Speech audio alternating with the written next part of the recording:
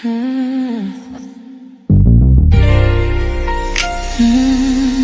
your under degrees.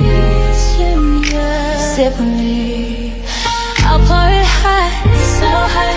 I'll pour it sweet, so sweet. Spilling this tea, spilling and sipping this tea, spilling and sipping this tea. Thanks for watching me, tuning in, subscribing, hitting that like, smash that like. I don't bite, no. It's your under degree, feeling great, spilling tea. Have a seat and join me. Sip some tea, unwind with me. Let's grab a snack and talk some smack. I'm your girl, I got your back. I got the news, I got the views. I bet you can't wait, I know you can't wait to sip this tea. Sip this tea, spilling this tea, spilling and sipping this tea, spilling and sipping this tea, spilling this tea, spilling and sipping this tea, spilling and sipping this tea, spilling and sipping this tea, spilling and sipping this tea. Thanks for watching me, tuning in, subscribing, hitting that like, smash that like. I don't bite, no. It's your under degree, shining bright, set the stage. Hollywood dreams, red carpet scenes, glitter and glow, the secrets I know. Drama with flair, I serve it rare. I got the scoop, I got the proof. I know you can't wait, so come and escape and sip this tea. Sip with me, spilling this tea, spilling and sipping this tea, spilling and sipping this tea, spilling this tea, spilling this tea, spilling this tea, spilling this tea, spilling and sipping this tea.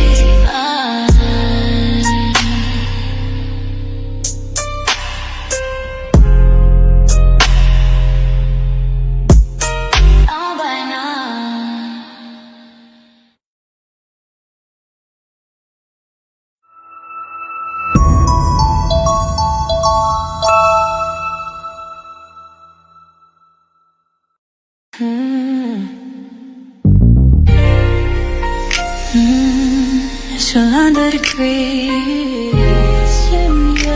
Sip with me. I'll pour it hot, so hot. I'll pour it sweet, so sweet. Spilling this tea, spilling and sipping this tea, spilling and sipping this tea. Thanks for watching me, tuning in, subscribing, hitting that like, smash that like. I don't bite, no. It's your under degree, feeling great, spilling tea.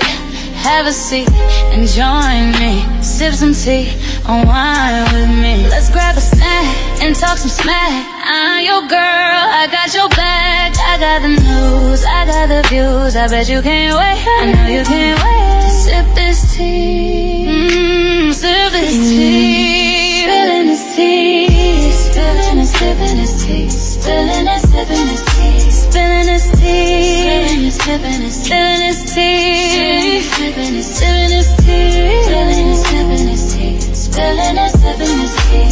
Thanks for watching me, tuning in, subscribing, hitting that like, smash that like. I don't bite, no. It's your under degree, shining bright, set the stage. Hollywood dreams, red carpet scenes, glitter and glow, the secrets I know. Drama with flair, I serve it rare. I got the scoop, I got the proof. I know you can't wait, so come and escape and sip this tea. Sip with me, spilling this tea, spilling and sipping this tea, spilling and sipping this tea, spilling this tea, spilling this tea, spilling this tea, spilling this tea, spilling and sipping this tea.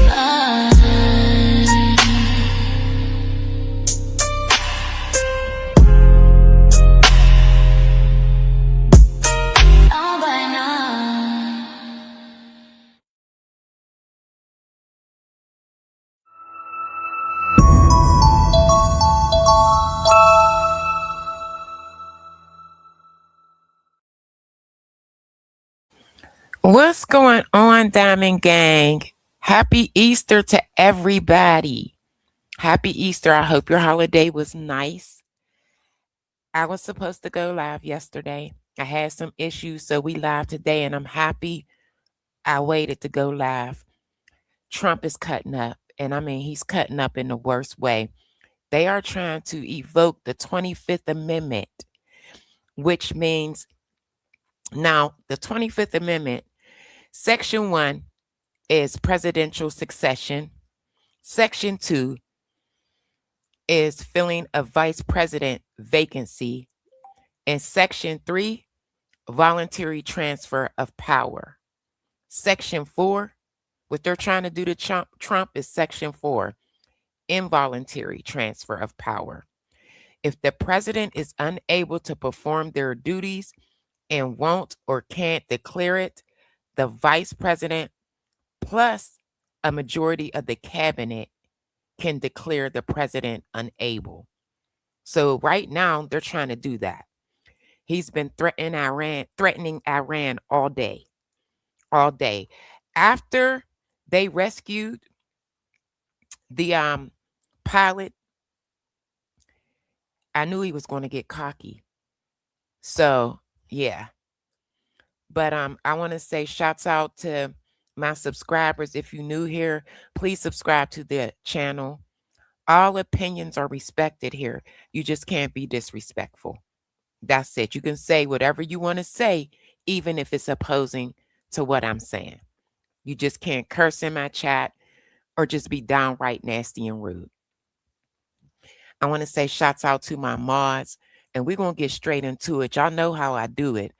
I like to start from the day before, okay? And it'll lead up till today. It's bad. He's getting bad to the point where, yeah, it's getting real bad. All right, so let's get into it, Diamond Gang. Let's go. This is the Week in Trump. No jokes or commentary, just a dry, matter-of-fact list of the Trump administration shenanigans this week that we would otherwise forget next week for the week ending April 4th, 2000. Can you, wait a minute, let me ask you a question. Is this silent? Can you guys hear it? Can you guys hear it? For some reason, I can't hear it. Hold on. Let me make my screen bigger. Uh-oh. 2026. Trump threatened to invade. Wait a minute, Diamond Gang. Wait a minute. You can hear it? Okay, so for some reason, I can't hear it. So I'm going to have to silently listen to it. Okay. Why is it not coming in for me?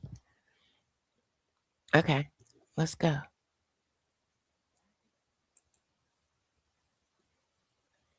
Oh, I know why. Hold on, gang.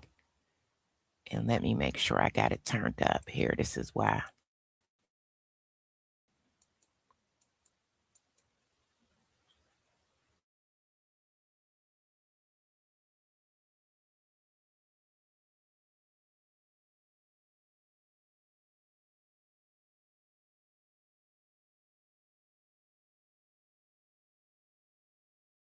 Parliamentary speaker who denied it. He said, we're obliterating the shit out of them right now. A judge halted construction. This guy right here reviews what Trump does in a week. Okay, so he does a week in review. So let's get it, Diamond Gang. Let's go. This is the Week in Trump. No jokes or commentary, just a dry, matter-of-fact list of the Trump administration shenanigans this week that we would otherwise forget next week for the week ending April 4th, 2026. Trump threatened to invade Karg Island. He said, we were negotiating with Iran's parliamentary speaker who denied it. He said, we're obliterating the shit out of them right now. A judge halted construction of his ballroom. His Secretary of War refused to investigate why U.S. helicopters hovered around Kid Rock's house. The Pope said God doesn't listen to the prayers of those who wage war. Trump signed an executive order in an attempt to dismantle mail-in voting. He called a female reporter fresh, said his presidential library will instead be a hotel. He openly considered leaving NATO. He said Iran wanted a ceasefire, which they denied. J.D. Vance's new book about Diamond Gang right now, he did another 48. Now Tuesday, He's supposed to bomb everything in Iran. Let's go. Catholicism accidentally featured a Methodist church on the cover. A judge found his federal defunding of NPR and PBS unconstitutional. He said the United States can't pay for Medicaid, Medicare, or daycare because we're fighting wars. He said we will bomb Iran back to the stone. And he definitely said it. I have it. And they actually did edit that part out, but it was too late. Too many people got a hold of what he said about daycare and childcare. Let's go. Ages. He called Bruce Springsteen overrated, untalented, obnoxious, and a dried out prune of a rocker who should keep his mouth shut. He left Supreme Court arguments after an hour to blast birthright citizenship on social media. He fired his attorney general. Pete Hegseth fired the Army chief of staff. 2 U.S. planes were shot down in Iran after weeks ago Hegseth said we have complete control of Iranian skies. And this week, Trump said that they have no anti-aircraft equipment and we are an Diamond Gang, they lied to us multiple times. And I'm going to show you tonight. We got a lot of information to go over. Unstoppable military force. He asked for $1.5 trillion in defense spending that experts call the biggest budget hike since World War II. His DOJ now says Trump can hold on to government documents once he leaves office. And over the course of this week alone, Trump said of the Strait of Hormuz that if it isn't open, we will obliterate their infrastructure, that countries should build up delayed courage to just take it. He told allies, go get your own oil. He literally, if you think this, like he's been crashing out all week, no, what he did today tops what he did in the previous weeks. He's crashing out. They are trying to invoke the I think it's the 25th Amendment. Yeah, the 25th Amendment. Let's get it. They're trying to get him down. He said the strait would open up naturally, that we don't have anything to do with what will happen to it. We don't need it. We won't take oil from it in the future, that we could easily open it, take the oil and make a fortune, and then reiterated a deadline to open the strait before we'd rain hell down on them. Let me know what I missed in that part. So he went from earlier this week to telling our allies to get your own oil. We won't be there till today. Now they have until Tuesday. Okay. So he's literally threatening to commit war crimes. This is what he's doing right now. Comments, and remember the archive for previous episodes is available. Every American needs to watch this clip. Our interest, I think, very much is in not going to war with Iran. Pay attention, because they all said this. They have said this plenty of times. And where are we today? They said, he will start a war. I'm not going to start a war. I'm going to stop wars. A war with Iran would make the war in Iraq look like a cakewalk. Our president will start a war with Iran because he has absolutely no ability to negotiate. He's weak and he's ineffective. I've been a recovering neocon for 6 years now. Like the foolishness with which we ricocheted around the world, Diamond Gang, this is coming out of their own mouths. think it was in our best interest when really we just overturned the table and created something worse. You're not going to have a war with me, and you're not going to have a third world war with me. That I can tell you. A vote for Donald Trump is a vote for a man who wants to end wars, not start them. I was the first president in decades who started no new wars. We don't need. Listen, Diamond Gang, I'm not asking for a Cash App, Super Chat, Super Sticker. Can you please and thank you hit the like for me? That's all I'm asking for is a like. It's free. The wars, foreign lands, countries you've never heard of, countries that don't even want us there. President Trump, as he says all the time, and as a lot of people recognize, is a president of peace. We want to have good relations. What happened to this? What happened to this? Relationships with everybody. I am the candidate of peace. I am peace. President Trump is the peace president. We've spent $8 trillion in the Middle East, and we're not fixing our roads in this country. How stupid. You hear that? Do you hear that? Stupid. How stupid is it? We've got to stop Donald Trump from starting a war with Iran. We should have never been in Iraq. We have destabilized the Middle East. I certainly empathize with Americans who are exhausted after 25 years of foreign entanglements in the Middle East. I understand the concern, but the difference is that Diamond Gang, Iran is not backing down. They are literally mocking and laughing at Trump's threats. back then, we had dumb presidents, and now we have a president who actually knows how to accomplish America's national security objectives. We have some major news right now. Donald Trump and Pete Hegseth lied to the American public. Pete Hegseth, the Secretary of Defense, claimed that the United States had complete air superiority over large parts of Iran, that they could do whatever, whenever, however they want. Donald Trump said that Iran's military was completely decimated. Air Force, Navy, decimated. Well, tonight, Americans and Iranians are searching for an American service member who had to eject from. Now, Diamond Gang, you know I like to take you guys through the entire day. So this was prior to. I know he's been found. We will go over that as well. An F-15 fighter jet over southern Iran because Iran has not been decimated. And Americans don't have the air superiority that Hegseth claimed during his press conference at the Pentagon. And now we have an American troop being hunted down by Iranians and being searched for by Americans in an effort to. And I knew once we brought that man home, I knew Trump was going to get cocky. And that's what's going on right now. Try to get them first. These lies coming from the leaders of the American government are dangerous. And it's important that we talk about them and not just let it get brushed under the rug. I'll have more soon. Follow for more. He's a lover of Vladimir Putin. He's like a knave of Vladimir Putin. So the real question is, I think Putin's got something on him. You think Netanyahu's got something on him, but I mean, the way he talks about Vladimir Putin, it just makes me laugh. I mean, it's obviously, you know, I'm going to show you guys how he's made money and how his sons are making money off of this war. You're going to see it tonight. Windows open and you hear clippity clop outside, it's a horse, it's not a zebra. We shouldn't overthink it. I mean, he's obviously got something on him. The poor guy, you don't see that as his understanding of mutually assured destruction. And guess who's pumping him up? Israel. Bibi is pumping him up. The fact that Russia has more nuclear weapons than any other country. I don't see it as that at all. I think. Listen. You know, he's not pulling out of NATO. I know we got to end the show, but he's not. He said in that case that the Obama administration had paid. I want y'all to pay attention because I want y'all to see how he's a walking contradiction. And he says whatever he wants out of his mouth. Iran $1.7 billion.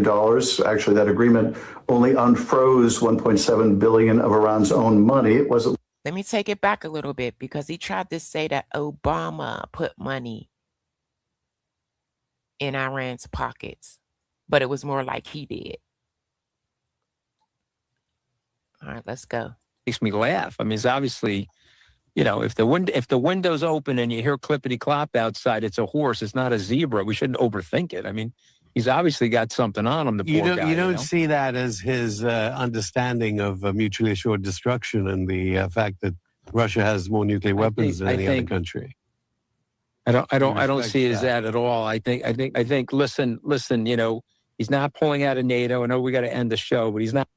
He said in that case that the Obama administration had paid Iran $1.7 billion. Actually, that agreement only unfroze $1.7 billion of Iran's own money. It only unfroze Iran's own money. Okay, the Obama administration. Pay attention, Diamond Gang. Please hit the like. Please hit the like. Like we were paying them out of our treasury, but nevertheless, in claiming that was the biggest payoff to Iran in history, actually, no.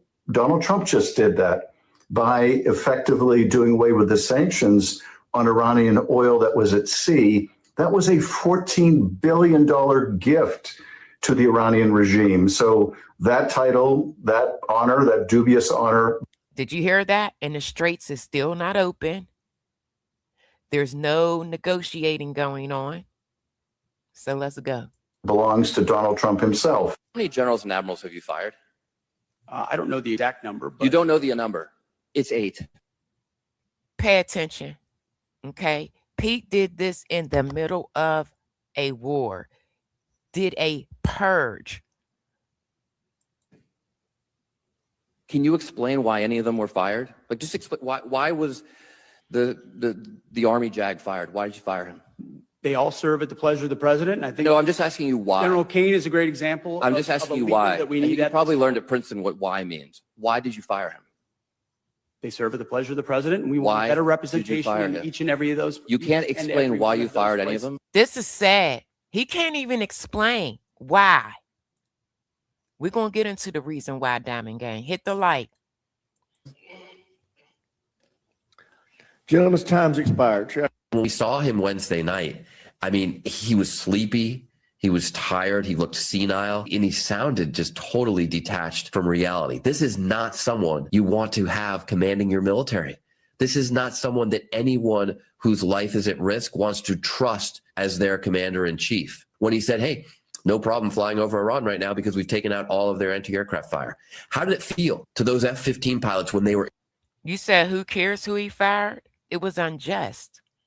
Did you know that he was kicked out of the military himself? Do you know the guys that he let go, the experience, the things that they did for this country? You couldn't possibly know. Ejecting after the president made that declaration. Today, Pete Hegseth fired 3 more senior military commanders from the Department of Defense. Pay attention. You don't do a purge in the middle of a damn war.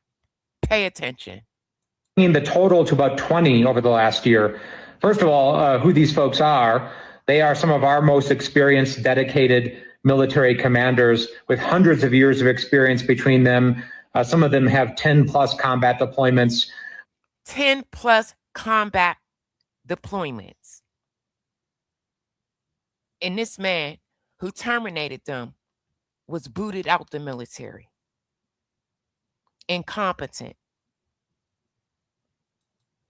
Over the last 20 years, and removing these people without cause, without notice, without any replacement in many cases is putting our service members at great risk. We are a nation at war right now. There are tremendous... Putting our service members at risk. Diamond Gang, I got over 300 people in the building. I'm asking just for a like. Can you please hit the like? Please and thank you. I don't care about a super chat, super sticker, or a cash app. Just a like. Thank you. Risks facing America, our homeland, our service members around the world, and he is simply purging senior military ranks because he thinks that these folks are not loyal to him personally or to Donald Trump. Secondly, we are putting our nation at great risk by sending the message to our military. At a great risk, Iran was mocking us. They said you wanted regime change for us. And look who's doing the regime changing. It's the U.S. We look like fools right now. Let's go, Diamond Gang. Military, that it doesn't matter what you do, how hard you work, how dedicated you are, that if you're not loyal to Pete Hegseth and Donald Trump, none of that matters. You know, that is a terrible message to send. It is making us less safe. And frankly, it is just a terrible way to treat people who have dedicated their lives in service to our nation, these servant leaders. They deserve better. America deserves better. And that part, all we're getting from this administration are lies. We do deserve better, and they deserve better. All the things that they went through and fought for as far as this country goes, they deserve respect. Service members deserve better. The big story of the day was that Donald Trump fired the top general in the United States Army in the middle of Donald Trump's war in Iran that is going so badly that last night. And again, some of them are not even replaced yet. So if anything, he plans on going crazy on Tuesday, blowing stuff up, crazy. And here, Those that were fired are not even replaced yet. I can see something tragic happening. Donald Trump officially announced that he is surrendering control of the Strait of Hormuz to Iran. The top general of the United States Army served every day of World War II under two presidents when firing the top general would have been seen as chaos. Again, Diamond Gang, it's a different story. And we're going to lead up all the way up. This was yesterday, and we're going to lead up till today by the end of this live. In the war effort, presidents who are winning and confidently winning wars do not fire the top general. But today, Donald Trump's utterly incompetent Secretary of Defense demanded the resignation. Utterly incompetent Secretary of Defense. Again, let's go. Of General Randy George from the position of Army Chief of Staff. And he has asked General George to then immediately retire from the United States Army. That was going to be the top story of the day until Donald Trump decided to fire his second choice for Attorney General Pamela Bondi. And we must always remember she was the second choice. There is a long-running and rarely violated gentleman's agreement in Hollywood, which also has become a gentlewoman's agreement for movie stars to never. What's up, Marie? Shouts out to Marie, Diamond Gang. Go subscribe to her channel. If you are not into long-form content and you love shorts and quick uploads, she got you. Let's go, Diamond Gang. Publicly talk about the roles they turned down so that other movie stars would never have to suffer the public embarrassment and humiliation of being second choice. No one in Trump world finds that embarrassing. Donald Trump's current wife. They so far up is behind. They don't care if they was the 6th, 7th choice, just to be around it. Example, finds no shame in being third choice. And Pamela Bondi was honored to be Donald Trump's second choice for Attorney General in his second term after enough Republican United States senators let Donald Trump know that his first choice, Republican Congressman Matt Gaetz, whose only experience with the Justice Department was as the subject of an investigation of possible sex trafficking, could not be confirmed even by a Republican Senate. Who could possibly hold their head high as Donald Trump? Most of his team does not have the knowledge nor the experience to be in the positions that they are in right now. Trump's second choice to Florida's strangest congressman ever, Matt Gaetz. Answer, Florida's own Pamela Bondi. Before I play you this next very instructive clip, I want to note that now, if there's any mothers, I want y'all to listen up with young children. Listen to what Trump said, and he thought that it was going to be deleted in enough time. the only reason we have it is because the White House seemingly accidentally posted a live stream of it, which they then tried to delete, but not before the internet saved it for posterity. And just for context, Donald Trump starts by referring to the head of the Office of Management and Budget, the Christian nationalist author of Project 2025, Russell Vogt. We can't take care of daycare. We're a big country. We have 50 states. We have all these other people. We're fighting wars. We can't take care of a war of choice. Might I add, a war of choice. Daycare. You got to let a state take care of daycare, and they should pay for it too. They should pay. They have to raise their taxes, but they should pay for it. We have to take care of one thing. Like we're not paying enough in taxes, Diamond Gang. I need y'all to hit the like. I got over 350 people in the room. I should have at least 200 likes. Please hit the like. Military protection. We have to guard the country. Even if the president pardons him for these things, The Hague will eventually come to get him. We're hearing the Secretary of Defense saying... Remember, when we started this war, they said they didn't give a good goddamn about the laws, the rules, nothing. They're going to do whatever they want to do. And right now, they're committing war crimes. Effectively, the rules of war don't apply to the way he's conducting this war. I'm just curious to get your thoughts on how you view what now is the perilous situation our service member finds himself in and the rhetoric coming out of our own administration. All of our military personnel are in greater risk than they have ever been before in terms of any other previous administration. This right here, he's putting everybody in risk, at risk. We have a Secretary of Defense who has actually stated words in his speeches and in writing that are literally the words of potential war criminals. Even if the president pardons him for these things, The Hague will eventually come to get him.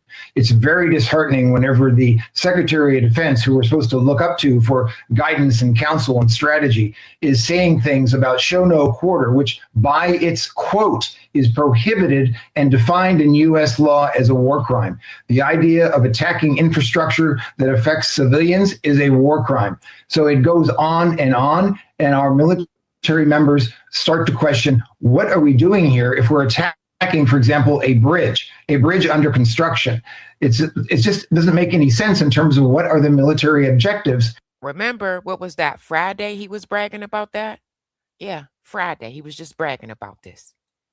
Which seem to keep changing on a regular basis. And if you don't have military objectives, and then you know when success has been achieved, that means all. And we went in with no objectives and no strategies. None. You can tell. They were so shocked that they closed the Strait of Hormuz. They had no plan B but to threaten. And he's been threatening them now for over a week. You're going to do is get further and further involved in this warfare, and it's going to go worse and worse for the United States and for the American public in terms of the oil prices, just as an example. And at the end of the day, the objectives that they read off, regime change, to make sure that they're not able to build nukes, to get the uranium, none of those objectives have been met. None of them. None. General, I wanted to give you the final thought about the adherence to international law, because as we were talking about, the Iranian state TV is offering those bounties on Americans if any Iranian residents find that service member, to hand them over to Iranian security forces. And we juxtapose that with what we are hearing from our Secretary of Defense and our president, who is threatening to bomb power plants. We've already seen him bomb a bridge. We're hearing the Secretary of Defense saying effectively the rules of war don't apply. Diamond Gang, whoever is just now coming in the door, as stated at the beginning of this live stream, they are going to try to invoke the 25th Amendment on Trump. Section 4, which is involuntary transfer of power, which means if the president is unable to perform their duty and won't or can't declare it, the vice president, a majority of the cabinet, can declare the president unable, making the VP the acting president. So we're going to see. We're going to see who's for Trump and who's not. To the way he's conducting this war. I'm just curious to get your thoughts on how you view what now is the perilous situation our service member finds himself in and the rhetoric coming out of our own administration. All of our military personnel are in greater risk than they have ever been before in terms of any other previous administration. We have a Secretary of Defense who has actually stated words in his speeches and in writing that are literally the words of potential war criminals. Even if the president pardons him for these things, the things that he was saying today, if it would have been anybody else, if it would have been Bush, if it would have been Obama, if it would have been Sleepy Joe, whoever, this would have been crazy. I mean, they would have been talking crazy. Like the whole world would have been upset. But because it's Trump, it's okay. It's not okay. Not when he's playing with people's lives. Hague will eventually come to get him. It's very disheartening whenever the Secretary of Defense, who we're supposed to look up to for guidance and counsel and strategy, is saying things about show no quarter, which by its quote is prohibited and defined in U.S. law as a war crime. The idea of attacking infrastructure that affects civilians is a war crime. So it goes on, and our military members start to question, what are we doing here if we're attacking, for example, a bridge under construction? It just doesn't make any sense in terms of— Thank you for hitting the like. I see you. Thank you. It takes time for me to put these clips together and tell a story. So I appreciate everybody to hit the like. I'm not on here begging for no Cash App. I'm not on here begging for super chats or super stickers. If you would like to support the channel, I would appreciate it. But I love likes. Thank you. what are the military objectives, which seem to keep changing on a regular basis. And if you don't have military objectives, and then you know when success has been achieved, that means all you're going to do is get further and further involved in this warfare, and it's going to go worse and worse for the United States and for the American public in terms of the oil prices, just as an example. I can, though. Can I shift a little bit and comment more?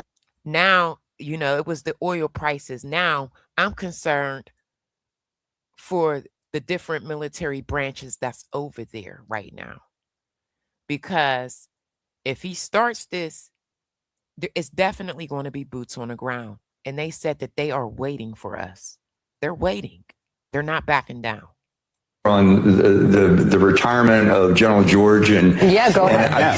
I'd like to do that because General George, as the Chief of Staff of the Air Force, is well loved by soldiers across the board. He's created a culture that's very good within the U.S. Army, but he's not the only one that was reported in that statement by the New York Times yesterday. It's not only General Randy George, Chief of Staff of the Air Force, it's also General Dave Hodney, a four-star general, one of the few that are in the Army, who's in charge. Let me tell you something, guys. Trump was missing all day. And at that time, we didn't know it, but they were planning the rescue, okay, of that man. He was quiet. Everybody, there was rumors that he was in the hospital. I've never seen people cheering and so excited, thinking that he was on his way to glory. Like that's crazy.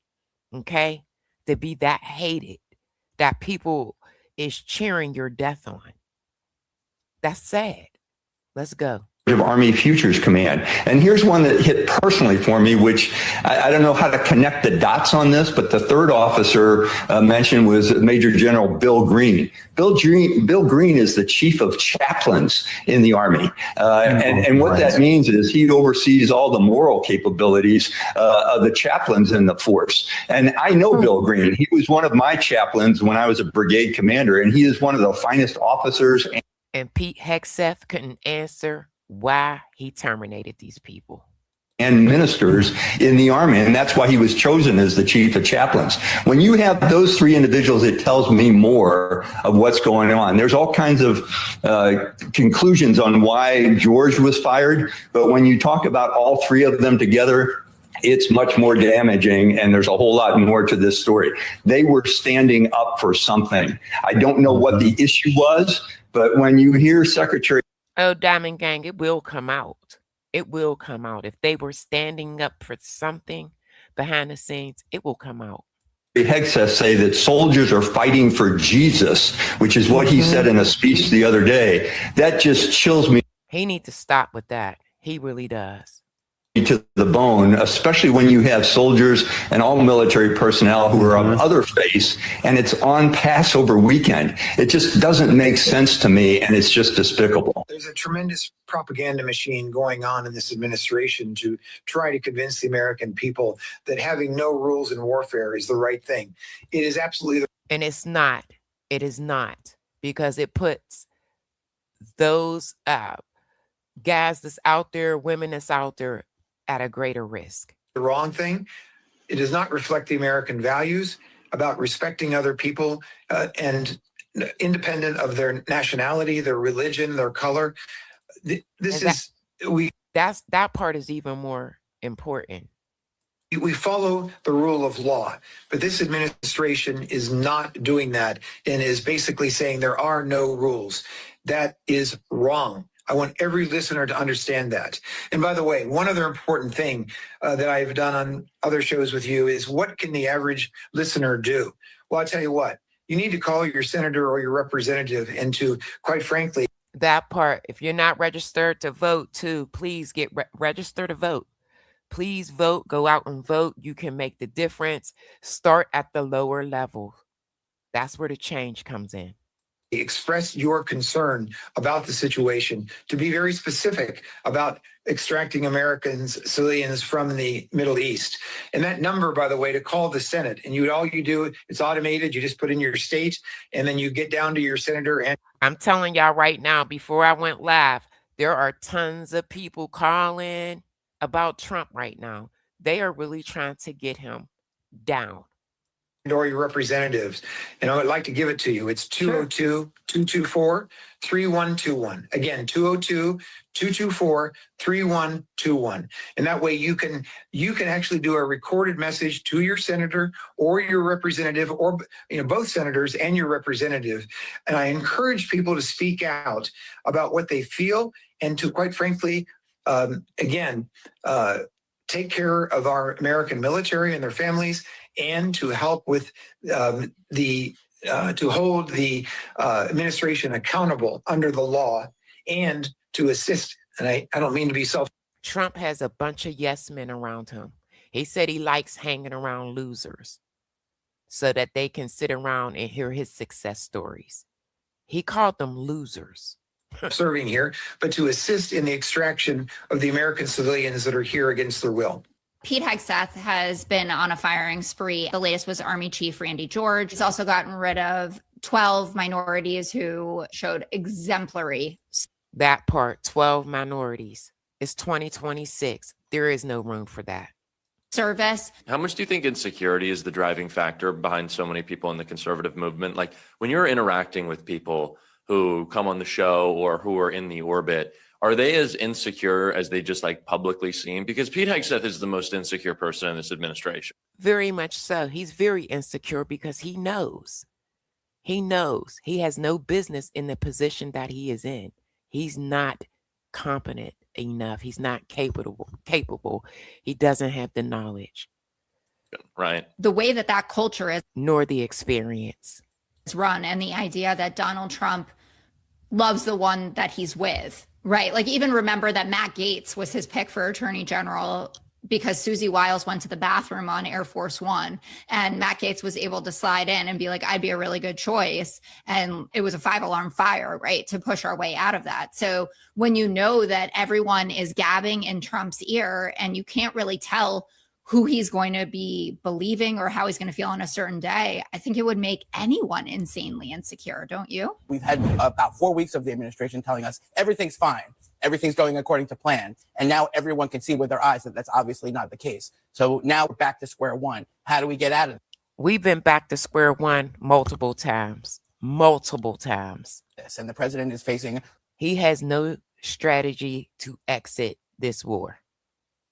A choice. He can either de-escalate or he can double down. He can either admit that the original theory of the case, which was that you could bomb Iran into submission, and he's about to box himself into, he's going to have to actually go all the way. They're just going to fold and give Trump everything he wants is not true. Or he can say, oh, screw us, screw you, and send in ground troops and escalate this thing even further. Neither of those are good options. But the status quo, which is that Trump claimed on national television just a day ago that everything's going great, this is going to wrap up very soon, is obviously not true. It can no longer be sustained as a credible expression of U.S. policy. Again, how are you coming on and telling the people that the negotiations are going well while threatening Iran at the same time? Those two things don't go together at all. Your strategy in any way. You don't say you're going to bomb 90 million people into the Stone Age when you're the leader of the free world. We're going to bring them back to the Stone Ages where they belong. Inappropriate comment, but he's trying to tell people that he has to soften this up for ground troops. So I have it at 55, 60%. He's going to put ground troops in there, and then we'll have to see. And he's not going to have a choice in a minute. Iran is not paying him no attention at all. They're laughing at him. And I'll show you guys later on in this video what happens once the ground troops are in there in terms of where the Strait of Hormuz is or where the oil is going to flow. One of the big issues is obviously 40 to 50% of that oil flows to China. He's going to slow down their economy as well if those ground troops go in. And China is they're telling their people right now, they have a reserve, but they're telling those people, like, listen, choose wisely, think wisely, and cut back. Trump is losing control. I believe everybody knows it. What we are seeing right now is Trump gradually losing control of his own party and his own movement. The clearest signal right now about the sunsetting, or maybe it's sundowning of Trump, the sunsetting of Trump isn't coming from Democrats or liberals or anarchists or communists or socialists or LGBTQ. It's coming from the MAGA base. Listen, I feel like he was losing control when he did the first 48 hours over a week ago. He was losing control then. CPAC wasn't that long ago. And CPAC attendees admitted the Republican base is crumbling. And here is a CPAC attendee who said he believes that the MAGA movement and Republicans are going to get crushed. Get ready. If you MAGA, it's over. In November. I think they're going to get destroyed in the midterms. I get the vibe. A lot of people I knew who just voted for Trump because they thought it was cool in like high school are just now just being like, I can't stand the guy. That is a CPAC attendee. That's not a no. It's over. MAGA is done. No Kings protester. It's not someone at a Kamala rally. You get the point. This is Trump's political home turf, or at least it's supposed to be. Although, as we covered at the time, CPAC was pretty divided about Iran, certainly. And what they are now saying out loud is that a lot of people who voted for Trump because they thought it was cool, funny. They have buyer's remorse. A lot of people wish they never voted for him. To think that now are starting to turn on it. And it's not a single scandal, although the Iran fiasco is a part of it for a lot of these voters. It's not a single glitch or a single nap in public. It's because the entire thing has kind of... That part, you said the straits were open before the cowardly sneak attack, and it definitely was a sneak attack. It was. MAGA's done, Scott. You'll see. Lost its... Come November, I'm going to go live about it too. They're done. And it feels extraordinarily unstable, which of course it is. Prices will go down, but they're up. We're not going to do new wars, but he does. And so when you hear that... He told too many lies, way too many lies. They're done. From inside the base, it usually means one thing. There is a shift that has already taken place. We're hearing about it on a delay. And so the point I'm trying to make is when we start hearing from people, this is a mess. A lot of us can't stand the guy anymore. We're going to get crushed. That realization happened a long time prior, and it takes... Boom. There's already a shift on the way. Listen to what he said. It takes a while for them to start being willing to say it publicly. Iran has not been attacked because it has nuclear weapons. It's been attacked because it does not have nuclear weapons. And therefore, it has been viewed by the Israel-U.S. axis as a target that could be defeated. They're rethinking that now as we speak. And it was attacked because it is the last major domino standing against the hegemony of the Israeli regime and the U.S. Bingo, BB. We pledge the allegiance to Israel. Oh, BB. U.S. in Western Asia. You know, Iran has not initiated a war with another country literally in centuries. And you've got the U.S. and the Israeli regime. Centuries, Diamond Gang. They were in the 6th round of negotiations, and I say it every live stream, when Israel and the U.S. decided to bomb them. It came from out of nowhere. The negotiations were going very well. That are responsible for most of the military aggression in today's world, objectively. speaking, with attacks on countries, not just in Western Asia, but all around the world, from the Caribbean to Western Asia. There's no other country that even comes close. The unavoidable conclusion that must be drawn from the speech delivered on Wednesday night by Donald Trump is that the American president is a political criminal. Bingo. Pay attention, Diamond Gang. Hit the like. Let's get it.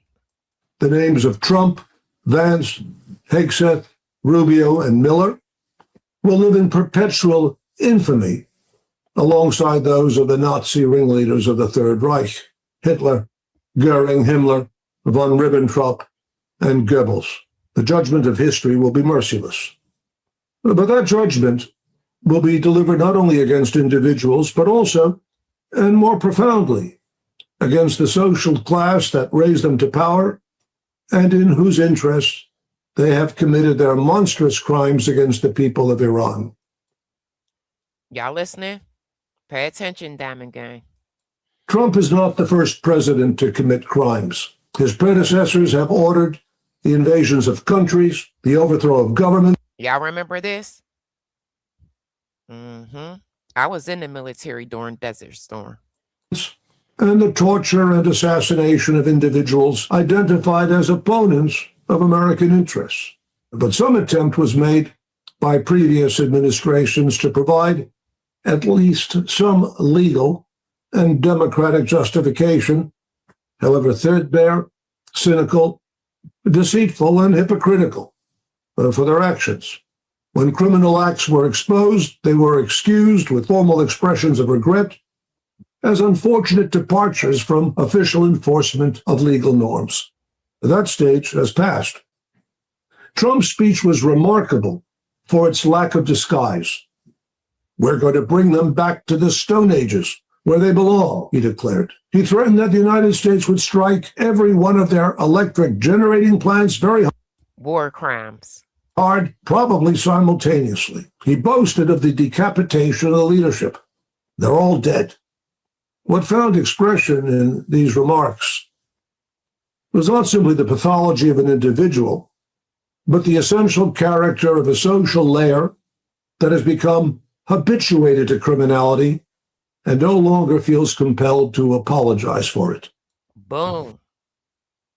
He just keep getting away with it. He does what he wants to do. Now, this is Bibi congratulating us, okay? Let's get it. Together with our American friends, we continue to crush. This is the instigator of this war. The terror regime in Iran. We are eliminating commanders bombing bridges, a war crime. Bombing infrastructures. In recent days, the Air Force has destroyed 70% of Iran's steel production capacity. This is a tremendous achievement that deprives the revolutionary. Guards of both financial resources and the ability to produce mass weapons in full coordination between me and President Trump. Between the Israel and the U.S. armies. He's so happy. We will continue to crush Iran. The regime is weaker than ever. Israel is stronger than ever.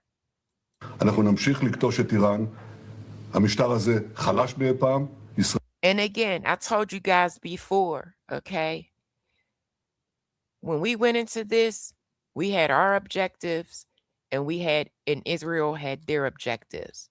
They think of war on a whole different level, okay? So we went in to help them, but with different objectives. So we were never on the same page as Israel. Never. President Trump spent the day yesterday behind closed doors. And now he's asking for more money, okay, for this war of choice. Meeting with this national security team as the war in Iran intensifies. Well, days earlier, he had signaled the $1.5 trillion, but he can't help the mothers. He can't help the mothers that with daycare, but he's asking for $1.5 trillion in defense funds for an unauthorized war, a war of choice. end could be near. He's looking for a way out. Clearly, this war has not gone the way they thought. Unimpressed Democrats on Capitol Hill are mounting pressure on the White House to wrap up the war with Iran, something President Trump signaled in a primetime address to the nation this week. He's going to have a hard time getting it. I can say tonight that we are on track to complete all of America's military objectives shortly. The president again extended Friday's deadline for Iran to reopen the Strait of Hormuz to Monday night as it continues to squeeze a choke point for the world's energy supply in retaliation for the U.S.'s attacks. On social media Friday, Trump floated the U.S. could reopen the strait with, quote, a little more time. Now a spending battle. You see? He's so unstable. 1 minute he walking away, go get your own oil, to now, if you don't open it.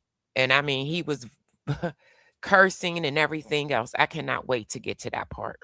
Looms over Washington. The Trump administration sent next year's budget request to Congress, asking for $1.5 trillion for the Pentagon, a more than 40% increase. I'm telling you guys now, Congress is not with it. They said no. They're not giving it to him. From the current fiscal year, while seeking to cut non-defense spending by 10%. Well, that's staggering. Maryland Representative Jamie Raskin told CBS's Major Garrett that ask will be met with questions as Democrats have repeatedly tried and failed to rein in Trump's war powers. I think that we're going to need to return to constitutional government, both in terms of congressional exercise of the war powers and in terms of congressional control over the purse. Also skeptical. And gang, I told you guys before, the reason why at first I was like, why is Congress not doing anything? Why, you know what I mean? The reason why they're not doing anything is because they would have to take the responsibility of the war.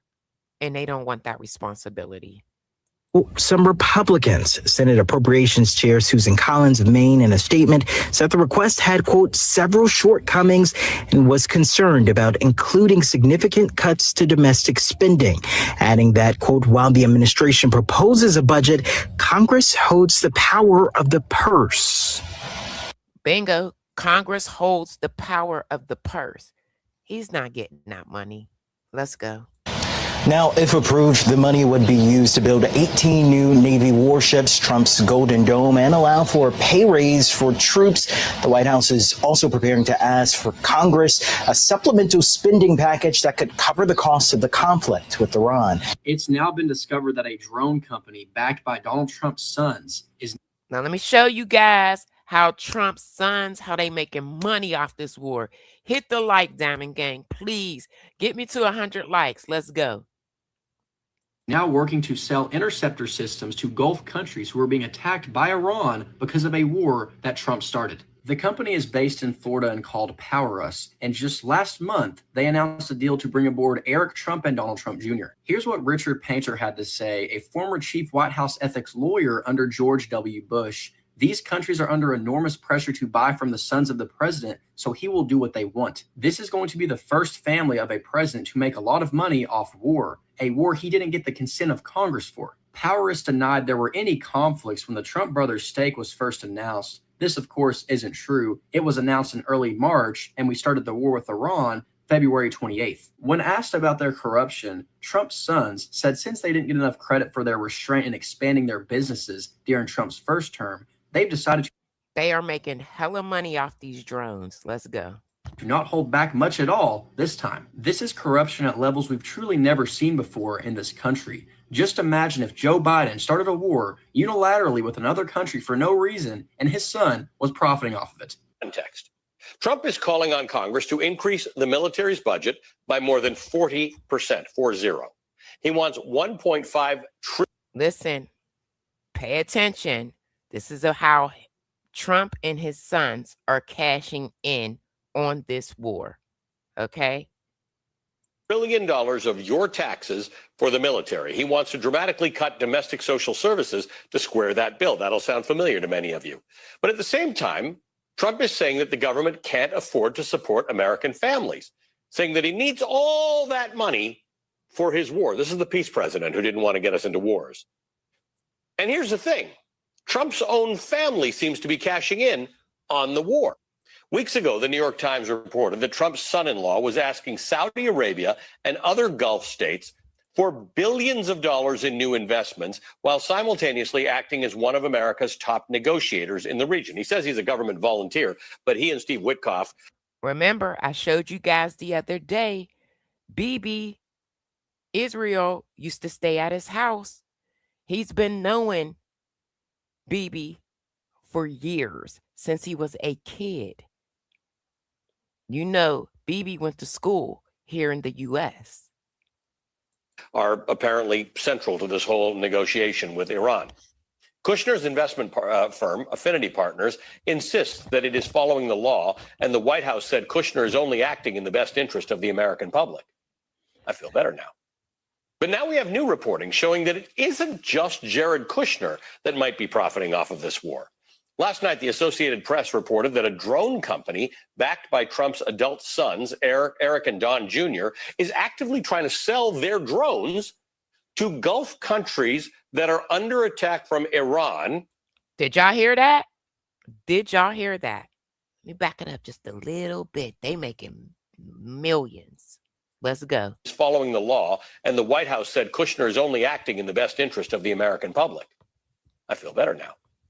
But now we have new reporting showing that it isn't just Jared Kushner that might be profiting off of this war. Last night, the Associated Press reported that a drone company backed by Trump's adult sons, Eric and Don Jr., is actively trying to sell their drones to Gulf countries that are under attack from Iran, countries that need the support of the military, of which Eric and Don Jr.'s dad just so happens to be the commander-in-chief. The Trump organization has dismissed claims that there's a conflict of interest. What y'all think about that? Interest here, as has the drone company.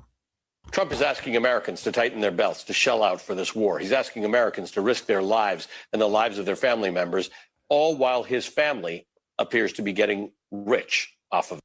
They're making millions off that drone. Diamond Gang, get me up to 100 likes. I got over 500 people in the building. Can you please hit the like? Please, please, please, and thank you. If you would like to support the channel, super chat, super sticker. I believe my Cash App is pinned. It may not be. Thank you, guys. This war. Trump has pocketed at least. Y'all ready? Y'all ready? Y'all getting ready to see how much money Trump has pocketed. Okay, let's get it. $1.4 billion. This is all in his first year. This is an astonishing level, unprecedented level of corruption. 23 million in licensing deals for overseas real estate projects. A new Are y'all listening? I need y'all to hit the like. Hit the like. hotel in Oman, a new golf course in Saudi Arabia, just to name a couple. $28 million from Amazon for a documentary about Melania Trump. Which was a flop. 90 million from various other technology and entertainment companies like X and Paramount in the form of legal settlements. When Trump goes to battle with these corporations, it is leverage and conflict of interest at its worst. Then, of course, there's the $400 million jet from the government of Qatar, which Trump has said he plans to take with him when he leaves office. And then more than $850 million from his crypto coin schemes. People who hope to influence federal policy, including foreigners, can buy his family coins now, effectively transferring money to the Trumps, and the deals are often in secret. And this is just the first year of his second term. First year. That's how much Trump has pocketed, Diamond Gang. That's how much he's pocketed. He still has 3 more years to go to rack up even more grift off of the American taxpayer. 1 year ago, Donald Trump swore an oath to defend the Constitution of the United States and to serve the American people. But Donald Trump doesn't care about the Constitution. Clearly, Donald Trump is selling you out while he lines his own pockets. We have some very serious news regarding Iran this morning. It's been more than 24 hours since the United Now we getting ready to get into the mission when they rescued the second guy. Let's go. They were quiet. They was very quiet yesterday. States official CENTCOM account has posted any updates in the war. There is still a United States service member being hunted down by Iranian authorities in southern Iran as we speak. Trump has stayed silent. Hegseth has stayed silent. The army has stayed silent. It was possibly the worst day for the United States of America in the war yesterday, and it looks as though it may continue today. Yesterday, you had multiple aircraft shot down by Iranian air defense, despite Trump and Hegseth claiming that they had air superiority and could do whatever they want. That's just not true. And at the same time, Pete Hegseth is reportedly becoming increasingly paranoid that he could lose his job as Secretary of Defense. And according to the New York Post, that is what's fueling. Did y'all hear that? That's what's fueling. That's why he started firing people. Paranoia. He was getting the competition out the way. Let's go. Many of these fires that we're seeing. We're seeing Hegseth force generals out, force them to take early retirement, force them out of their jobs. Major developments right now. Follow along for all the news you need to know about. I'll have more soon. All right. Trump warns that time is running out. He couldn't stay quiet too long for Iran to open up the Strait of Hormuz. Y'all knew he couldn't stay quiet long. There goes his first threat yesterday. We have some news right now. We're back to the threats. Iran has 48 hours before all hell will rain down on them. Glory be to God, President Donald J. Trump. Right now, Donald Trump is threatening Iran with hell raining down on them, despite saying that the United States has won the war on at least 5 separate occasions, probably more, despite saying that Iran and the United States have been negotiating on multiple occasions. And despite saying that part, he said, we won the war. We're in negotiations. Everything is so good. And then bingo, here goes another threat. Saying that the United States has decimated Iran, which we know now is not true because Iran has successfully shot down. Listen, Iran is still at 50%. He didn't decimate. He didn't obliterate nothing. And then again, I told you guys again, they are getting help from Russia. Numerous American aircraft, and there is still an American service member as of this post, still missing and currently being hunted down by the Iranians in southern Iran. Now, Diamond Gang, this is, I go through the motions. I go through the step by step. This is prior to him being found. As America conducts search and rescue operations, 48 hours. 48 hours is Monday. It would be after the markets open. We'll see if he follows through. I doubt it, but we'll see. As always, follow along for all the news you need to know about. These threats is getting out of control. They're not budging. More to come very soon. Breaking as moments ago, Trump just put Iran on another 48-hour countdown. He posted on Truth Social saying, remember when I gave Iran 10 days to make a deal or open up the Hormuz Strait? Time is running out. 48 hours before all hell will rain down on them. Glory be to God.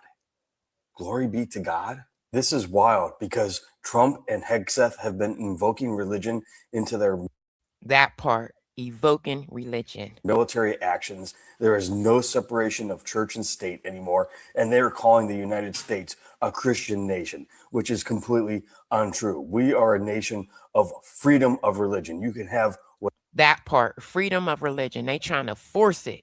Whatever religion you want. We don't subscribe to any one particular religion here. This is bonkers. And if you were to ask Trump to recite any single verse of the Bible, he would be unable to. That part right there, unable to. Because he's never read it, he knows nothing about it, and he doesn't care. He's just playing everyone. Wake up. Comment, like, share, spread the word, follow, subscribe, and I'll see you back here for the 411. This is really getting sad at this point. This is the third 48-hour warning. Guess what, Diamond Gang? We're going to get into it because he did it again today. Let's go. That Donald Trump has given Iran, and they've ignored him every time, and he backs off every time because, frankly, there's not much left to hit in Iran. And most of their stuff is so far underground, we can't get it. So there are reports that there are at least 1,000 attack drones left for Iran. They have a lot of surface-to-air missile technology still, as we've seen where they shot down 2 F-15 fighters yesterday. And this is Trump's reaction to it, is to just throw some sort of hissy fit on a Saturday morning. Notice he did it on a Saturday when the markets weren't open also. But here we are, folks. Donald Trump has brought us into this war, and now he can't find a way to get out of it because Iran is basically like, this is much more... And he keeps trying to intimidate and bully them. They are not afraid. Much more beneficial to us if you just stay here and we keep the Strait of Hormuz closed and everyone hates the United States because you're making gas more expensive, from the guy who said he would solve the affordability crisis on day one. So yeah, we've also fired all of the generals who were willing to stand up to Pete Hegseth and Donald in the middle of a war. Trump, the ones that were the most revered and respected in the military. So now we are left with the people who will just say yes to no matter what. So we are literally being led by idiots. Again, he's surrounded by a bunch of yes men. All levels of government at this point. Another wonderful... Diamond Gang, if you could remember last week, I told you there was cracks and fractures in between him and his team. I told you this about a week ago. I told you they were going back and forth. A lot of people was not on board, and I'm pretty sure it was the ones that were terminated. Decision by MAGA to elect this guy, and look at the mess we're in now. We have some news right now. If you want to know how Donald Trump's threat is being perceived. Listen, this is Iran, and listen what they say. Listen, Diamond Gang, I got almost 600 people in the room. Could you hit the like? Get me to 100 likes. I got 73 likes. Please and thank you. In Iran of raining hell on Iran. Well, this is an Iranian official, senior national security official. Iran will send you and your soldiers straight to the depths of hell where you've always belonged. Glory be to God. That's in response to Donald Trump saying time is running out, 48 hours, all hell. That's what Iran said. That is what Iran gave us. Iran will send you and your soldiers straight to the depths of hell where you've always belonged. Glory be to God. That is what they said. They're not taking his threat serious. So Diamond Gang, buckle up, hold on. Yeah, it's definitely going to have to be boots on the ground. And guess what? We done got ourselves into a forever war. Let's go. Will rain down on them. Glory be to God. All signs point to this war not ending anytime soon, despite what Donald Trump is saying and all the... Because if we get there and we take over the straits, we will be there to stay for a while. I'm just saying. Thanks for hitting the like, y'all. Thank you. I got 82. Come on, Diamond Gang. I know y'all could get me there. Let's go. Hardline talk that he's posting on his Truth Social page and all what he's saying publicly. Iran seems to be, at least from what it's saying publicly, really grounded in its position. Why would it just surrender when it thinks it's winning this war? So that's where we're at. Let me know what you think. Spread the word. Follow for more. President Donald. And a win for them is not the type of win that we would perceive or what a win is for us. A win for them is what they're doing right now, causing chaos globally as far as the gas. That's a win for them. He could crush and destroy. Nothing can be left in Iran. But as long as they got the straits on lock, that's a win for them. So I don't see them giving up. Trump's latest message to Tehran. Time is running out, reiterating his threat to target Iranian power facilities if the Strait of Hormuz isn't. Thanks, Diamond Gang. I need 11 more likes. I love y'all. I love my gang. Fully reopened. In a Saturday morning social media post, he wrote, quote, "Remember when I gave Iran 10 days to make a deal or open up the Hormuz Strait?" Listen, Diamond Gang. It went from 48 hours to 5 days to 10 days, back to 48 hours. Now it's another 48. Come on. Time is running out, 48 hours before all hell will rain down on them. Since Trump first made that threat, the timeline has changed multiple times. First set at 48 hours, then put on pause for 5 days. Most recently, the deadline was set for Monday, April 6th. When his bullying tactics didn't work, now he's just buying time, Diamond Gang. He's trying to buy time. He don't know what the hell to do to get us up out of this. Now, Senator Lindsey Graham, a Republican from South Carolina, he spoke with Trump on the phone today and said that he believes this timeline will stick. He said that he supports Trump's ultimatum and that he believes the president will use overwhelming force if Iran continues to impede the strait. Well, we start you with a new development. The president is boasting another mass assassination of Iranian leaders who gathered together. The president posted on Truth Social. Many of Iran's leaders who have led them poorly and unwisely are terminated. He posted it with a video of an airstrike. It coincides with him. And Diamond Gang, that means nothing to them. It doesn't. Like I said, and I said this a million times, it just makes the regime even more dangerous. That's it. That's all. Information from a Telegram channel that more than 50 senior Iranian officials were eliminated. And it means they have no stop button. So they're continuously on go. With no leaders, no stop button. They're on go. In a combined strike from Israeli and U.S. forces, Israel, it should be noted, denies participation in this one. This war is not our war. This is. All right, now we're going to see what Iran has to say. Oh, I need 5 more likes, Diamond Gang. Get me there. Get me there. I got over 600 people in the room. Come on. I need 5 more likes. Come on, come on, come on. I still got way more information to go over. We got to get to what happened today, and a lot has happened. It's not our choice. This is a war of choice by the United States. There is no request for the negotiation with the U.S. From us. We have never sent any messages to them. And I told you guys, he was talking to Pakistan. He was talking to the president of Iran, but he has no power. He has no power. President Trump has not ruled out boots on the ground in Iran. Are you afraid of a U.S. invasion in your country? No, we are waiting for them. Y'all hear that? We are waiting for them. We are waiting for them. Did y'all hear that? They got a hell of a military. You are waiting for the U.S. military to invade, the ground troops? Yes, because we are confident that we can confront them, and that would be a big disaster for them. Distinguished delegates, dear colleagues, Iran stands today amid the throes of an illegal war imposed by 2 bullying nuclear-armed regimes, the United States and Israel. This war of aggression is blatantly unjustified and brutal.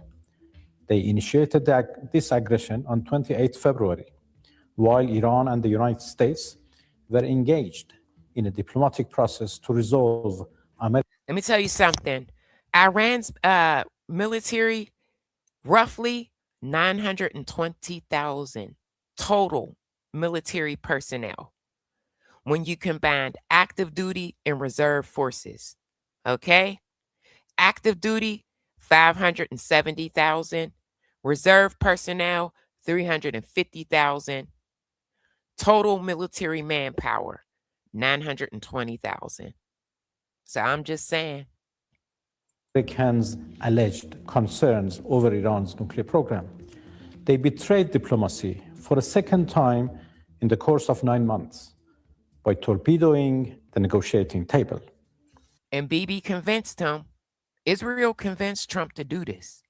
Let's go. I got almost 7 in the building. Hit the like. Thank you.